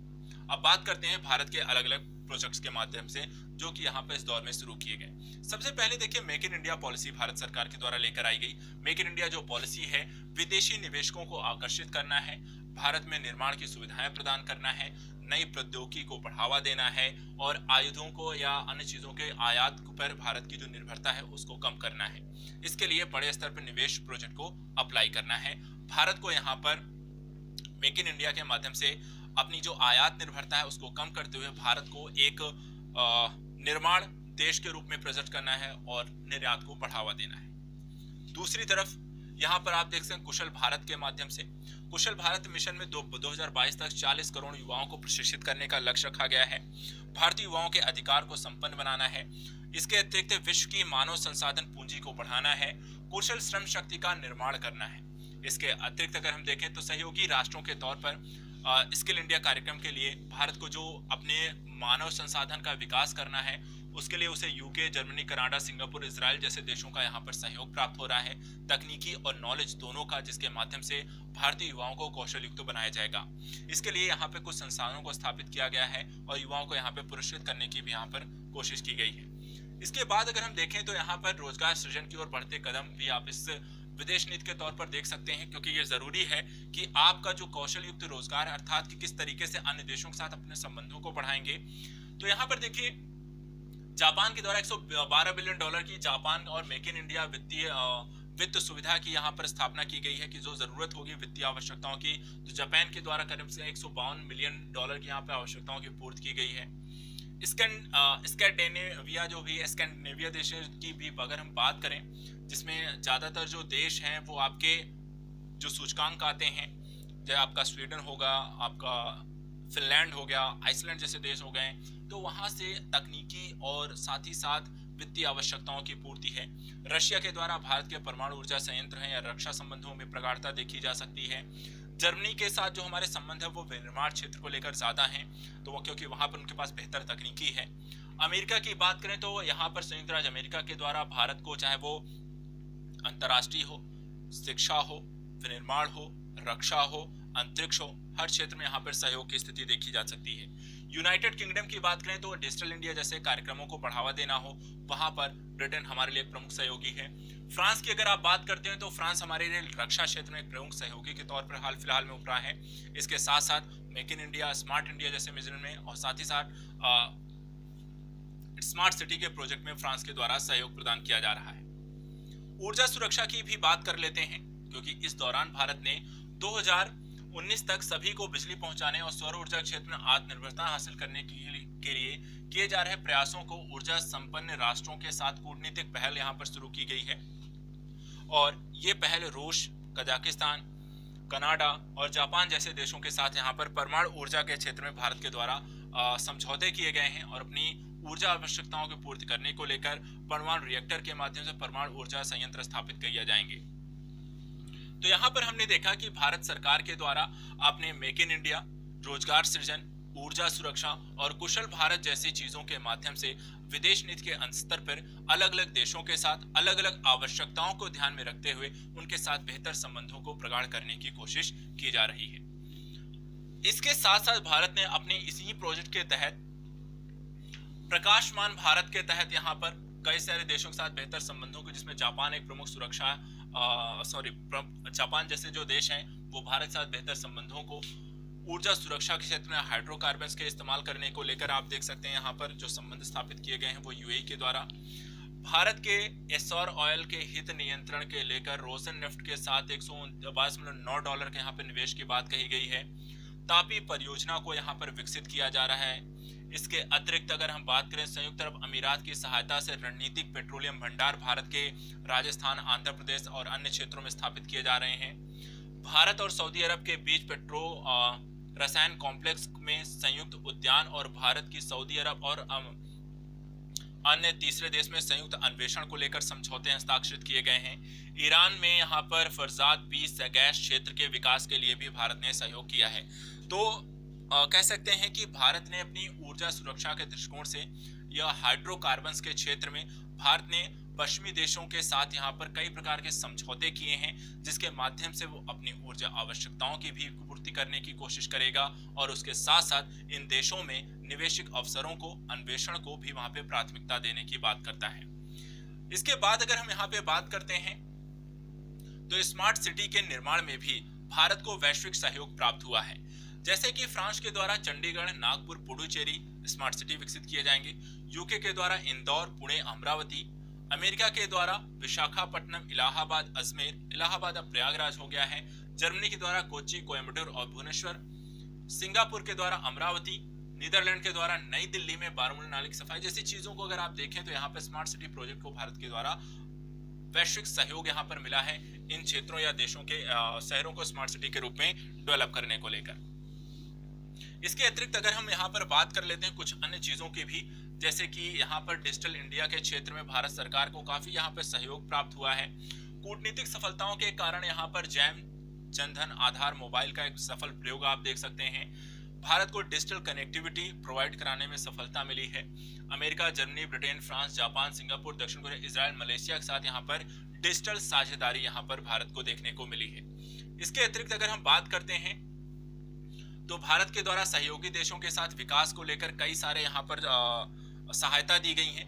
जैसे कि आसियान देशों को 500 करोड़ की सहायता दी गई है, आसियान देशों को 500 करोड़ और साथ साथ $1 बिलियन की यहाँ पे सहायता प्रदान की गई है। इसके अतिरिक्त अगर हम बात करें अफ्रीकन देशों को यहाँ पर 1 बिलियन और 600 मिलियन यहाँ पर क्रेडिट ऑफ लाइन और ऋण की सहायता दी गई है। $1 बिलियन यहाँ पर आप देखें तो मलेशियन जैसे देशों को यहाँ पर प्रोवाइड कराया जा रहा है। अफगानिस्तान को प्रोवाइड कराया गया है। बांग्लादेश को है $1 बिलियन जैसी चीजों को यहाँ पर देखें। नेपाल को $1 बिलियन दिया गया है। इसके अतिरिक्त $500 बिलियन यहाँ पर। तो अलग अलग देशों को आप भारत सरकार के द्वारा आर्थिक ऋण, क्रेडिट ऑफ लाइन, वित्त अनुदान इत्यादि के रूप में भारत के द्वारा अन्य देशों को सहायता भी की गई है। इसके अतिरिक्त संपर्क मार्गों को यहाँ पर विकसित करने के लिए भारत ने यहाँ पे चाबहार बंदरगाह विकसित किया है ईरान के साथ, और इस बंदरगाह के माध्यम से भारत अपनी दक्षिण पूर्व एशियाई पहुंच को विकसित करेगा। मध्य एशिया और पश्चिमी यूरोप के साथ अपने संबंधों को विकसित करने की कोशिश करेगा। बांग्लादेश, भूटान, भारत और नेपाल के मध्य BBIN के माध्यम से त्रिपक्षीय राजमार्ग के माध्यम से मोटर परिवहन और स्थलीय राजमार्ग को विकसित करने की कोशिश कर रहा है। कलादान मल्टी मॉडल प्रोजेक्ट के माध्यम से आसियान तक अपनी पहुंच को सुनिश्चित करेगा। म्यांमार को साथ अपने संबंधों को विकसित कर रहा है। इसके अतिरिक्त विश्व मंच में भारत ने इस दौरान ही एक सक्रिय और दायित्वपूर्ण विदेश नीति को यहाँ पर अपनाया है, जिसके तहत वसुधैव कुटुंबकम की भावना का सक्रिय, व्यवहारिक और जिम्मेदाराना तौर पर उसके प्रयोग करने की बात कही गई है। भारत ने बहुपक्षीय और असामूहिक निर्णय लेने की प्रक्रिया को भी इस दौर में आप देखने को मिल सकती है। अगर देखें तो भारत ने इस दौरान कई सारे अलग अलग बहुपक्षीय मंचों में यहाँ पर बैठक में पार्टिसिपेट किया है, जैसे कि चाहे आपका पूर्वी एशिया शिखर सम्मेलन हो, G20 हो, शार्क हो, ब्रिक्स हो, भारत प्रशांत द्वीप समूह हो, गुटनिरपेक्ष हो, कॉन्फ्रेंस ऑफ पार्टीज, परमाणु सुरक्षा शिखर सम्मेलन, संघाई सहयोग संगठन या राष्ट्रमंडल संघ आपका शिखर सम्मेलन, इन सभी में भारत ने यहाँ पे पार्टिसिपेट किया है। इसके अतिरिक्त वैश्विक नीति के तौर पर अगर हम देखें तो वैश्विक नीति निर्धारण में भी भारत ने अपने आप को एक अलग देश के रूप में स्थापित किया है और वहाँ पे सुझाव भी दिए हैं, जैसे कि चाहे वो G20 का हैम्बर्ग शिखर सम्मेलन हो, जहाँ पर भारतीय प्रधानमंत्री के द्वारा 11 सूत्रीय कार्यों को, योजनाओं को प्रस्तुत किया गया। असंतुलित आर्थिक विकास को संतुलित करने के लिए भारत ने अपने प्रयासों को प्राथमिकता दी है। भारत के परमाणु अपसार की दिशा में किए गए प्रयासों को भी आप इस दौरान में देख सकते हैं।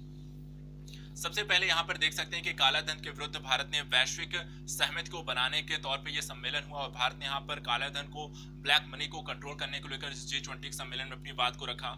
वहीं साथ ही साथ आतंकवाद के खिलाफ भारतीय प्रधानमंत्री की 11 सूत्रीय कार्य योजना भी आप इसमें देख सकते हैं। अब इस 11 सूत्रीय कार्य योजनाओं के अंतर्गत उन्होंने आतंकवाद प्रायोजित करने वाले देशों के विरुद्ध G20 देशों के द्वारा निर्णायक कार्यवाही की भी बात कही है। G20 देशों के साथ यहाँ पे संदिग्ध आतंकियों की राष्ट्रीय सूची के आदान प्रदान को प्राथमिकता दी है। नामित आतंकवादियों और उनके समर्थकों के विरुद्ध संयुक्त कार्यवाही की भी बात कही है। आतंकवादियों के विरुद्ध प्रभावी कार्यवाही के आयोग की यहाँ पर प्रत्यर्पण जैसी विधिक प्रक्रियाओं को सरल और सुगम बनाया जाए। अंतर्राष्ट्रीय आतंकवाद संबंधी व्यापक अभिगमन को तीव्र स्वीकार किया जाए। संयुक्त राष्ट्र सुरक्षा परिषद के संकल्पों को, अंतर्राष्ट्रीय प्रक्रियाओं को प्रभावी रूप से लागू करने की भी बात कही गई। G20 देशों को यहाँ पे कट्टरता को दूर करने और बेहतर व्यवहारों के आदान प्रदान को लेकर यहाँ पे संयुक्त प्रयास को लेकर भारत ने यहाँ पर अपना एक पक्ष रखा है। साथ ही वित्तीय कार्यवाही दल और अन्य माध्यमों से आतंकवाद पोषित करने वाले वित्तीय स्रोतों को यहाँ पर प्रभावकारी कार्यवाही करते हुए उसे निरस्त करने की बात कही है। साथ ही आतंकवादी गतिविधियों को केंद्रित साइबर सुरक्षा के क्षेत्र में G20 देशों के बीच एक ठोस सहयोग को प्राथमिकता देना और G20 देशों के राष्ट्रीय सुरक्षा सलाहकारों के मध्य एक आतंकवादी रोधी तंत्र की स्थापना को भी यहाँ पर अपनी 11 सूत्री आतंकवाद के खिलाफ प्रधानमंत्री मोदी की 11 सूत्री कार्य योजनाएं भी वहां पर रखता है। इसके अतिरिक्त मानवीय कूटनीति को वहां पर भारत के द्वारा प्राथमिकता दी गई। सुशासन को लेकर भी भारत सरकार के द्वारा काफी यहाँ पर, क्योंकि अंतर्राष्ट्रीय मंचों के प्रशासन में काफी सारी अनियमितताएं हैं, जिसे भारत चाहे वो यूएनओ हो, WTO वहां पर अपनी बात रखता है। भारत ने सुशासन के बारे में कहा है अंतर्राष्ट्रीय मंचों पर कि विचारों की गति के समान प्रौद्योगिकी में गतिशील हो रही प्रौद्योगिकी वैश्विक परिवर्तन के एक बड़ा माध्यम है। इसमें आम आदमी को कई अधिकार दिए गए हैं, जिसमें उन्होंने कहा कि हम इसे अर्थात एक इफेक्टिव शासन के लिए 5 चीजें जरूरी हैं। इफेक्टिव अर्थात प्रभावी हो शासन, एफिशिएंट अर्थात कार्यकुशल हो, इजी यानी सरल हो, एम्पावर यानी सशक्त हो और इक्विटी यानी निष्पक्ष होना चाहिए। सुशासन स्थापित करने के लिए आम आदमी को जिंदगी में सरकार को यहाँ पर उसका साथ देना चाहिए, जैसे पक्षों की भारत सरकार द्वारा बात की गई। विश्व पटल पर भारत की उभरती हुई शक्ति के तौर पर आप देख सकते हैं कि वैश्विक परमाणु संपन्न देशों में भारत शामिल हो चुका है और इसी के तौर पर भारत MTCR में जून 2016 में, वॉशिंगर अरेंजमेंट में दिसंबर 2017 में, तो ऑस्ट्रेलिया ग्रुप में 2016 में भारत सम्मिलित हुआ। इसके अतिरिक्त मानवीय कूटनीति के साथ भारत ने कई सारे देशों में सहायता और राहत कार्य किए और कई सारे यहाँ पर लोगों को अलग अलग प्रकार की, चाहे मेडिकल हो, स्वास्थ्य हो, शिक्षा हो या उन्हें कहीं भारतीय फंसे हुए हैं उनको बाहर निकालने के लिए भारत ने कई अलग अलग प्रयास भी किए। यहाँ पर देख सकते हैं यूक्रेन में से 2014 में 1100 लोगों को बाहर निकाला गया, लीबिया से 2014 में 3750 लोगों को निकाला गया, इराक से करीब से 7200 लोगों को 2014 में निकाला गया, यमन से करीब 6 से 1000 लोगों को निकाला गया, 48 अन्य देशों से भी 4700 से ज्यादा लोगों को निकाला गया। नेपाल में यहाँ पर ऑपरेशन मैत्री के माध्यम से वहां पर भूकंप के बाद उनको सहायता प्रदान की गई। दक्षिण सूडान में 2016 में यहाँ पर 157 भारतीयों को वहां से बाहर निकाला गया। इसके अतिरिक्त अगर आप बात करें तो यहाँ पर अन्य भी कई भारतीय सरकार के द्वारा सहायता की गई, जैसे कि ऑपरेशन मैत्री यहाँ पर किया गया लोगों को बाहर निकालने को लेकर। नेपाल से यहाँ पर अगर हम देखें, यमन से हो गया, ये देख सकते हैं ऑपरेशन राहत यहाँ पर चलाया गया। ऑपरेशन इंसानियत यहाँ पर बांग्लादेश में चीज़ों को प्रोवाइड कराने को खाद्यान्न है और दवाएं प्रोवाइड कराई गई ऑपरेशन इंसानियत के माध्यम से। श्रीलंका में बाढ़ पीड़ितों को यहाँ पर राहत कार्य पहुंचाया गया। ऑपरेशन संकट मोचन इसके लिए संचालित किया गया। ऑपरेशन नीर के माध्यम से मालदीव में पानी की जो व्यवस्था की गई। तो कई सारे ऑपरेशन यहाँ पर मानवीय कूटनीति के तहत भारत सरकार द्वारा अपनी विदेश नीति का एक हिस्सा इसे बनाया गया। साथ ही साथ इस विदेश नीति में प्रवासियों के साथ लगाव को भी प्राथमिकता दी गई, चाहे वो राष्ट्र के निर्माण में भागीदारी को लेकर हो, जैसे चाहे वो जोहानिसबर्ग, अदिस अबाबा जैसे या लंदन जैसे क्षेत्रों में अगर आप देखें तो प्रधानमंत्री मोदी काफी लोकप्रिय रहे इस दौरान और प्रवासियों के साथ उन्होंने कनेक्टिविटी, सीधी कनेक्टिविटी स्थापित करने की भी कोशिश की है। इसके अतिरिक्त यहाँ पर भारतीय मूल को लोगों को जोड़ने के लिए सर्वप्रथम PIO संसद सम्मेलन का भी यहाँ पर आयोजन किया गया। प्रवासी भारतीय दिवस के 1 वर्षीय प्रारूप में द्विवार्षिक आयोजन परिवर्तित कर दिया गया है और युवाओं को भी यहाँ पर इसके साथ जोड़ने का प्रयास किया जा रहा है। इसके साथ साथ सांस्कृतिक संपर्क को बढ़ावा देने की कोशिश की गई। विभिन्न देशों की यात्राएं करने के साथ साथ उनके जो आपके प्रमुख आध्यात्मिक केंद्र रहे हैं उनको भी वहां पर दौरा किया है और इसमें कुछ वक्तव्य दिए गए, जैसे कि यहाँ पर 2 बातें यहाँ पर आप देख सकते हैं। एक तो यहाँ पर नेपाल की यात्रा के दौरान भारतीय प्रधानमंत्री के द्वारा कहा गया कि नेपाल के बिना हमारे धाम और राम दोनों अधूरे हैं, जो दिखाते हैं कि भारत और नेपाल सांस्कृतिक तौर पर रामायण से दोनों जुड़े हुए हैं। रामायण सर्किट के निर्माण में वहां पर नेपाल को एक हिस्सा बनाया जाएगा। इसके अतिरिक्त दक्षिण पूर्व एशियाई देशों के साथ संबंधों को सांस्कृतिक तौर पर अगर हम देखें तो 2 चीजें दक्षिण पूर्व एशियाई को साथ यहाँ पर जोड़ती हैं। एक है रामायण, दूसरा है बौद्ध धर्म, क्योंकि दोनों की जो सांस्कृतिक जो जुड़ाव है, जो तथ्य हैं, जो घटनाएं हैं, वो दोनों ही क्षेत्रों में आपको दिखाई देती हैं। इसके अतिरिक्त विदेश मंत्रालय के द्वारा कई अन्य पहलें भी इस दौरान आपको देखने को मिलती हैं, जैसे कि अगर आप देखें तो समय पर मदद के लिए मदद ऐप जारी की गई है, जो लोगों को एक ट्वीट के माध्यम से वहां पे जानकारी प्रोवाइड कराएगी। अगर आप कहीं फंसे हुए हैं विदेश में तो आप ट्वीट के माध्यम से उन तक पहुंचकर उनकी समस्या को हल किया जाएगा। ई सनद के माध्यम से आपके जो भी दस्तावेज हैं वो उनको आप डिजिटलाइज कर सकते हैं, उनको मान्य बनाया गया है। पासपोर्ट सेवाओं को क्रांतिकारी सुधार करके घर तक पासपोर्ट पहुंचाने की सुविधा खोज ली गई है।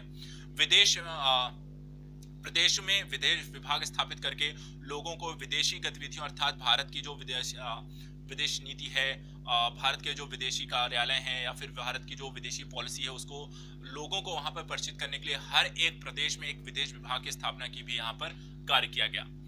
इस तरीके से यहाँ पर ये सारा जो प्रोस्पेक्टिव रहा है, ये चीजें डेवलप हुई हैं और ये सारी चीजों के बाद ये जो पॉलिसी है ये आपको डिजिटल, अभी हमने जो पढ़ा है वही सारी चीजें हैं। भारत की राजनीतिक यात्रा को लेकर सारे पॉलिसीज यहाँ पर लिखी हुई हैं, चाहे वो नेबर फर्स्ट पॉलिसी है, पड़ोसियों के साथ बेहतर संबंध, मध्य एशिया 5 देशों की यात्रा, उभरते हुए भारत के तौर पर वर्ल्ड इकोनॉमिक फोरम में मुख्य आख्यान देना हो, ओमान में रॉयल बग से संबोधित करना हो, तो वो सारी बातें हैं। जिन जिन देशों की भारत ने जो यात्राएं की हैं, जो हमने पढ़ा कि 60 वर्षों के पश्चात, 40 वर्षों के पश्चात, तो किन किन देशों की कब कब कितने वर्षों के अंतराल में यात्राएं की गई। अत्यंत सक्रिय विदेश नीति को भी हमने देखा।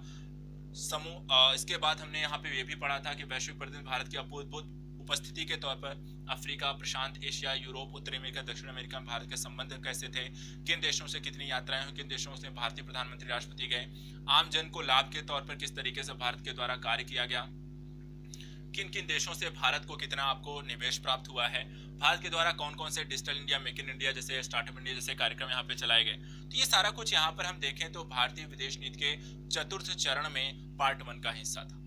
पार्ट 1 समाप्त होता है और हम प्रवेश करते हैं पार्ट 2 में। पार्ट 2 अगर हम देखें तो 4th चरण का पार्ट 2 की जो विदेश नीति है 1919 और 2019 और 20 अर्थात वर्तमान समय की स्थिति तक है। ये वैश्विक महामारी का दौर रहा। 2019 के स्टार्टिंग से ये महामारी स्टार्ट होती है, 2020 पूरा यहाँ पर समाप्त हो गया है और इस दौरान भारत ने अपने आप को एक आत्मनिर्भर भारत के तौर में प्रस्तुत करने की कोशिश की है।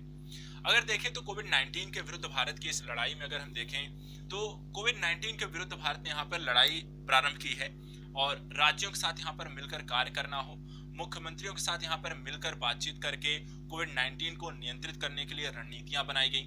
2 गज की दूरी है जरूरी के माध्यम से लोगों को जागरूक रहकर एक राष्ट्र के रूप में साथ में मिलकर कोविड-19 को हराने की नेतृत्व की गई और कोविड-19 के आर्थिक प्रतिक्रिया टास्क फोर्स का भी गठन किया गया। तो इसे अगर हम देखें तो इस पॉलिसी में अभी तक विदेश नीति का हिस्सा ये मतलब ये होता है कि विदेश नीति के अंतर्गत बाहर जो भी गतिविधियां भारत द्वारा संचालित की जाती है उससे है, लेकिन इस विदेश नीति में भारत की गृह नीति को विदेश नीति के साथ जोड़ दिया गया और यहाँ पर भारतीय प्रधानमंत्री ने फ्रंट से लीड किया है भारत को और किस तरीके से सारे देश को साथ में लेकर चलना है वो यहाँ पर उन्होंने सुनिश्चित किया है। इसी दौरान अगर हम देखें तो ये आपको कोविड-19 के दौरान भारतीय प्रधानमंत्री के द्वारा जो भी यहाँ पे कार्यविधियां की गई जो हमने यहाँ पर लिखी क्योंकि ये स्पष्ट नहीं था, इसी को हमने पॉइंट वाइज यहाँ पर आपको देख लिया है क्या क्या चीजें यहाँ पर इनके द्वारा की गई। यहाँ पर वही सारी चीजें उन्होंने इसमें स्पष्ट की हैं। इसके बाद अगर हम देखें तो आत्मनिर्भर भारत अभियान को विकसित किया गया। आत्मनिर्भर भारत अभियान के माध्यम से भारत को अपनी आवश्यकताओं की पूर्ति करना है, सभी क्षेत्रों को आत्मनिर्भर बनाना है, लोगों को रोजगार प्रोवाइड कराना है, भारतीय लोगों की आवश्यकताओं की पूर्ति करना है, साथ ही वैश्विक स्तर पर भारत को एक निर्यातोन्मुखी देश के रूप में भी प्रस्तुत करना है। अगर हम देखें आत्मनिर्भर भारत अभियान के तहत भारत को आर्थिक पैकेज जारी किया गया और इस पैकेज के माध्यम से अर्थव्यवस्था को मजबूत करने का प्रयास किया जाएगा। गरीबों को राहत, प्रवासी मजदूरों को मुफ्त अनाज देने की सुविधा की गई, सस्ते ऋण व वहनी आवास सुविधाएं उपलब्ध कराना, स्ट्रीट वेंडर के लिए 5 करोड़ का पैकेज जारी किया गया, रोजगार की उपलब्धता मनरेगा के माध्यम से सुनिश्चित की गई, आवश्यक वस्तु अधिनियम 1955 में संशोधन करके किसानों को उचित मूल्य व सभी के लिए खाद्यान्न की उपलब्धता को सुनिश्चित करना, कृषि अवसंरचनात्मक के तहत 1 लाख करोड़ की यहाँ पर सुविधा उपलब्ध कराना, मछली पालन पशुपालन को बढ़ावा देना, छोटे लघु मध्यम उद्यम को 5.94 लाख करोड़ की सुविधा और एनबीएफसी और ईपीएफ संबंधी सुधार इसमें शामिल है। इसके बाद अगर हम देखते हैं इसके अगले दौर में तो पड़ोसी देशों के साथ यहाँ पर बेहतर संबंधों को भी प्राथमिकता इस दौर में देखने को मिलती है। सार्क देशों के प्रमुखों के साथ कोविड-19 को लेकर चर्चा की गई, एक रणनीति बनाई गई किस तरीके से हम इसे कंट्रोल करेंगे। G20 देशों के सम्मेलन में उन्होंने भारत के लिए कहा कि विश्व के लिए एक नया वैश्विक सूचकांक हमें बनाने की आवश्यकता है। साथ ही नैम देशों के साथ वीडियो कॉन्फ्रेंसिंग के माध्यम से 4 मई से 2020 को यहाँ पर साथ ही ब्रिक्स, एससीओ और आसियान समिट में भारत ने हिस्सा लिया और कोविड-19 के इम्पैक्ट, अर्थव्यवस्था में सहयोग और एक दूसरे वैक्सीन को लेकर किस तरीके से सहयोग करना है। साथ ही एससीओ में भारत ने यह भी कहा कि जो वैक्सीन बन रही है वहां पर बौद्धिक संपदा के अधिकारों के तहत उन्हें छूट मिलनी चाहिए ताकि उसे सभी को उपलब्ध कराया जा सके, जो कि वैश्विक स्तर पर एक लीडिंग फ्रंट की स्थिति उपलब्ध कराती है। हाइड्रोक्सीक्लोरोक्विन जैसी दवा को 150 देशों से ज्यादा देशों को वहां पर भारत के द्वारा निर्यात किया गया, जो कि वैश्विक स्तर पर एक नेतृत्वकर्ता के तौर पर भारत को प्रस्तुत करने में सफल रहा। निवेश और विकास के रोजगार के तौर पर यदि हम चर्चा करें तो लाल फीताशाही में हस्तक्षेप में कमी, प्रत्यक्ष विदेशी निवेश में वृद्धि, रक्षा क्षेत्र में 74% एफडीआई, आयात रक्षा उत्पादों से प्रतिबंध को हटाना, निजीकरण को प्राथमिकता, एयरपोर्ट निर्माण में विद्युत वितरण कंपनी के रूप में, अंतरिक्ष के क्षेत्र में निजी कंपनियों को प्रशिक्षण दिया जाना, मेक इन इंडिया के तहत भारत को एयरक्राफ्ट में ग्लोबल हब बनाना, सामाजिक अवसंरचना के लिए 8100 करोड़ के निजी प्रोजेक्ट निवेश, कोल सेक्टर को आत्मनिर्भर बनाना, स्वास्थ्य क्षेत्र में 15,000 करोड़ के हेल्थ पैकेज जारी करना और राज्यों को वित्तीय सुविधाओं के तहत 17,287 करोड़ की सुविधाएं यहाँ पर उपलब्ध कराई गई। छूट और रियायतों की भी बात कर लेते हैं। इस दौरान कई स्वास्थ्य में आवश्यक उत्पादों, चाहे वो मास्क हो, वेंटिलेटर हो, पीपीई किट हो या कोविड-19 टेस्ट किट हो, यहाँ पर इन सब में भारत सरकार के द्वारा छूट प्रदान की गई। इसके अतिरिक्त यहाँ पर अफ्रीका, सार्क, अफगानिस्तान, अमेरिका जैसे देशों को मेडिकल दवाओं की भी आपूर्ति की गई। तो भारत ने अपने आप को इस कोविड-19 के दौरान भी एक वैश्विक लीडर के रूप में आपको नेतृत्व करता हुआ, वैश्विक नेतृत्व करता हुआ दिखाई देता है। सैन्य प्रक्षमता के लिहाज से अगर हम बात करें तो कोविड-19 मेडिकल उत्पादों को अन्य देशों में भारतीय सेनाओं के द्वारा पहुंचाना गया। उड़ान मिशन के माध्यम से भारतीयों को वापस घर में लेकर आना, ऑपरेशन समुद्र सेतु के माध्यम से मालदीव, मॉरिशस, सेशेल्स और मेडागास्कर को अन्य प्रकार की जरूरत सुविधाएं उपलब्ध कराना, हैंड सैनिटाइजर और पीएम केयर फंड जैसी चीजों को विकसित करके यहाँ पर जो भी समस्याग्रस्त स्थितियां थी वित्त की, उसको भी प्रोवाइड कराया गया। पीएम केयर फंड में भारतीयों के द्वारा काफी मदद भी की गई, आपको अनुदान भी दिया गया, भारतीय सरकार को कह सकते हैं कि वहां पर जो भी सहायता राशि दे सकते थे वो भी दिया गया। ई स्टडी, डिजिटल इंडिया और इंडिया डिजिटल पेमेंट, ई ऑनलाइन स्टडी को यहाँ पर देखें तो भारत के डिजिटलाइजेशन में ये काफ़ी, या डिजिटल इंडिया को सफल बनाने में कोविड 19 का दौर भी काफ़ी बेहतर रहा, जहाँ पे जितने भी पेमेंट सिस्टम थे, डिजिटल पेमेंट यहाँ पर हो गई, बहुत तेज़ी से सभी ने इसे एक्सेप्ट किया। ऑनलाइन स्टडी को इससे बढ़ावा मिलता है। इसके अतिरिक्त यंग इंडिया, वाइब्रेंट इंडिया, रक्षा उद्योग कॉरिडोर, वैश्विक स्तर पर उभरते भारत, हाउडी मोदी, नमस्ते ट्रंप और RCEP जैसी चीजों को देख सकते हैं, जहां पर इन अलग अलग क्षेत्रों में भारत को सहयोग की स्थिति के तौर पर, या भारत और वैश्विक स्तर पर सहयोग की स्थिति देखी जा सकती है।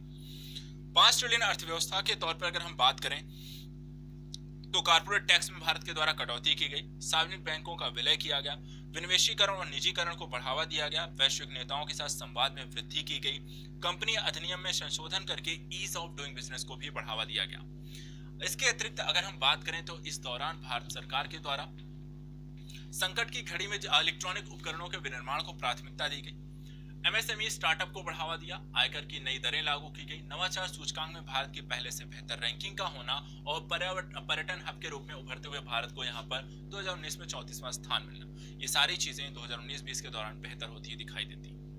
संकट की घड़ी में अगर हम देखें तो यहाँ पर भारत का पड़ोसियों के साथ खड़े होना हो, या फिर अगर हम देखें तो असाधारण अंतर्राष्ट्रीय शिखर सम्मेलन के माध्यम से, वीडियो कॉन्फ्रेंसिंग के माध्यम से G20 या NAM जैसे देशों के साथ जुड़ाव रखना हो, प्रधानमंत्री के अंतर्राष्ट्रीय नेताओं के साथ बातचीत इस दौरान लगातार वो बनाकर रखते हैं। एक सहयोग, कम्युनिकेशन बहुत जरूरी है, विदेश नीति में कम्युनिकेशन सबसे जरूरी है। कम्युनिकेशन के माध्यम से किस तरीके से कहाँ क्या डेवलपमेंट हो रही है और हम एक दूसरे का कैसे सहयोग कर सकते हैं, कहाँ क्या विकसित हो रहा है। इसके साथ साथ यहाँ पर किसानों की हेल्प करने को लेकर अनिवार्य वस्तु संशोधन अधिनियम किया गया। किसानों को यहाँ पर देखें तो किसान क्रेडिट कार्ड प्रोवाइड कराया गया 25 करोड़ का किसानों को, साथ ही मछुआरों के लिए 30,000 करोड़ रुपए की अतिरिक्त आपातकालीन सुविधा यहाँ पे प्रदान की गई इस दौरान। इसके अतिरिक्त अगर हम देखें तो आत्मनिर्भर भारत के अतिरिक्त नागरिकता संशोधन अधिनियम 2021 के माध्यम से उत्तर पूर्व और अन्य क्षेत्रों में, जो कि एक शरणार्थियों की समस्या के कारण आंतरिक सुरक्षा एक समस्या खड़ी हो रही थी, तो NRC के माध्यम से वहां पर ऐसे लोगों को भारत से बाहर निकाल के भारतीय मूल के आदिवासी लोगों को और भारतीय लोगों को वहां पर उनके अधिकारों को सुरक्षित बनाना, भारतीय संसाधनों पर उनके अधिकारों को सुनिश्चित करने की भी कार्यक्रमों को या चीज़ों को वहां पर पुख्ता किया गया। करतारपुर कॉरिडोर के माध्यम से यहाँ पर सिखों के कह सकते हैं कि सांस्कृतिक जो संबंध या जुड़ाव रहा है पाकिस्तान में, वहां पर एक नई स्थिति भारत और पाकिस्तान के मध्य जरूर यहाँ पर देखी गई, लेकिन सीमित तौर पर। बोडो समझौते पर हस्ताक्षर किए गए, अयोध्या पर फैसला आने के बाद जो लंबे समय तक स्थिति खराब थी उसको भी बड़े आसानी से यहाँ पर इस दौर में खत्म कर दिया गया। ब्रुयांग शरणार्थी समस्या को समाप्त किया गया, त्रिपुरा में आतंक का अंत किया गया इस दौरान, और गगनयान के 21वीं सदी में भारत की ऐतिहासिक उपलब्धि के तौर पर हम देख सकते हैं, जिसके माध्यम से अगर आप देखें तो भारतीय वायुसेना से 4 पायलटों गगनयान मिशन के लिए चुना गया है, और इसके माध्यम से एक मानव युक्त जो मिशन है भारत का, यहाँ पर इनको ट्रेन किया जाएगा और पहला भारत का जो मानव युक्त अभियान है उसे लॉन्च किया जाएगा। इसके अतिरिक्त पाकिस्तान को वैश्विक रूप से अलग कर आतंकवाद की एक ग्रे लिस्ट में वहां पर भारत डालने में सफल रहा, और भारत को एक 5 ट्रिलियन अर्थव्यवस्था की ओर बढ़ने के लिए भारत के द्वारा लगातार इसमें सुधार भी किए गए। तो इस तरीके से भारत ने अपने आप को अंतरराष्ट्रीय परिदृश्य में किस तरीके से स्थापित किया 1947 से लेकर 2020 तक के दौरान, इस दौरान कब क्या किस कारण से परिवर्तन हुए, वर्तमान की कोविड-19 के इम्पैक्ट में भी भारत ने अपने आप को वैश्विक लीडर के रूप में रखा और भारत की आवश्यकताओं की पूर्ति के लिए अपनी रणनीतियों में परिवर्तन करते हुए विदेश नीति को अपनी गृह नीति से जोड़ते हुए इसे वैश्विक आयाम देने की कोशिश की है। भारत को विकसित करने के लिए 5 ट्रिलियन इकोनॉमी का अर्थव्यवस्था का लक्ष्य भी रखा है, और उसके लिए जरूरी था कि यहाँ पे आत्मनिर्भर भारत की संकल्पना को साकार रूप दिया जा सके, भारतीय उद्योगों को प्राथमिकता दी जा सके, निर्माण को बढ़ावा दिया जा सके, लोगों को कौशल युक्त रोजगार दिया जा सके। और अब इन फ्यूचर भारत की विदेश नीति से प्रभावित होगी, क्योंकि भारत जितना आर्थिक तौर पर मजबूत होगा, सामरिक तौर उतना और भी अच्छा होगा, और जब सामरिक और आर्थिक तौर पर कोई भी देश सक्षम होता है तो विदेश नीति उसकी सबसे ज्यादा वहां पे प्रभावी होती है, और वैश्विक लीडर बनने के लिए आपके लिए ये दोनों ही चीजें जरूरी है। इसी के साथ 2020 की समाप्ति के साथ 2021 यहाँ पे प्रारंभ हो रहा है, तो आप सभी 2020 जो कोविड-19 का इम्पैक्ट था, आई होप 2021 यहाँ पर इसको समापन करने के लिए वैक्सीन एक बेहतर आए और हम सब इससे मुक्त होकर एक बार फिर से एकजुट होकर एक नई दिशा में साथ में आगे बढ़ सके। तो आज के लिए इतना ही। आई होप यहाँ पर क्विक रीजन सीरीज के माध्यम से अंतर्राष्ट्रीय संबंधों की एक पूरी पृष्ठभूमि आपके अंदर तैयार हो गई होगी, एक समझ विकसित हो गई होगी, और एक पूरी जो घटनाक्रम है जिसके बारे में आप आईआर पढ़ते हैं, अभी आपने जितना पढ़ा है उसी का डिटेलिंग आगे रह जाता है। डिटेलिंग क्या है? दो दो देशों के साथ में पढ़ने। अब द्विपक्षीय संबंध पढ़ोगे तो बहुत सारे मुद्दे आ जाएंगे, लेकिन आपने पूरी आईआर अभी आपने मेरे साथ विदेश नीति के अंतर्गत भारत के साथ पढ़ ली है। तो आप न्यू ईयर आ चुका है तो मनाइए अच्छे से, लेकिन अपने लक्ष्य और संकल्पों को नहीं भूलना है, ये भी ध्यान रखना है। हम इसी तरह मिलते रहेंगे, आपको मैं गाइड करता रहूंगा, आपके साथ में यहाँ पर हूँ इस चैनल पे। आप अपना यहाँ पर एक रूटीन डेवलप का बनाकर रखिए, फॉलो करिए, मेरे साथ पढ़िए, और जो भी समस्याएं आती हैं आप कमेंट में जरूर बताइए यदि आपको कोई दिक्कत आती है पढ़ने को लेकर, किसी भी चीज को लेकर। लेकिन रेगुलर स्टडी करिए, सिंसियरली करिए, अपने टारगेट हासिल करिए, अपने लक्ष्य को निर्धारित करिए, और उससे जब तक वो हासिल नहीं हो जाता है तब तक आपको उसको प्राप्त करने के लिए लगातार कोशिश करनी है। तो आज के लिए इतना ही। Thank you so much. मिलते हैं फिर नेक्स्ट वीडियो में किसी और टॉपिक के साथ, जैसे हमने यहाँ पर इसको इसे फिनिश किया है। Thank you so much. Good luck.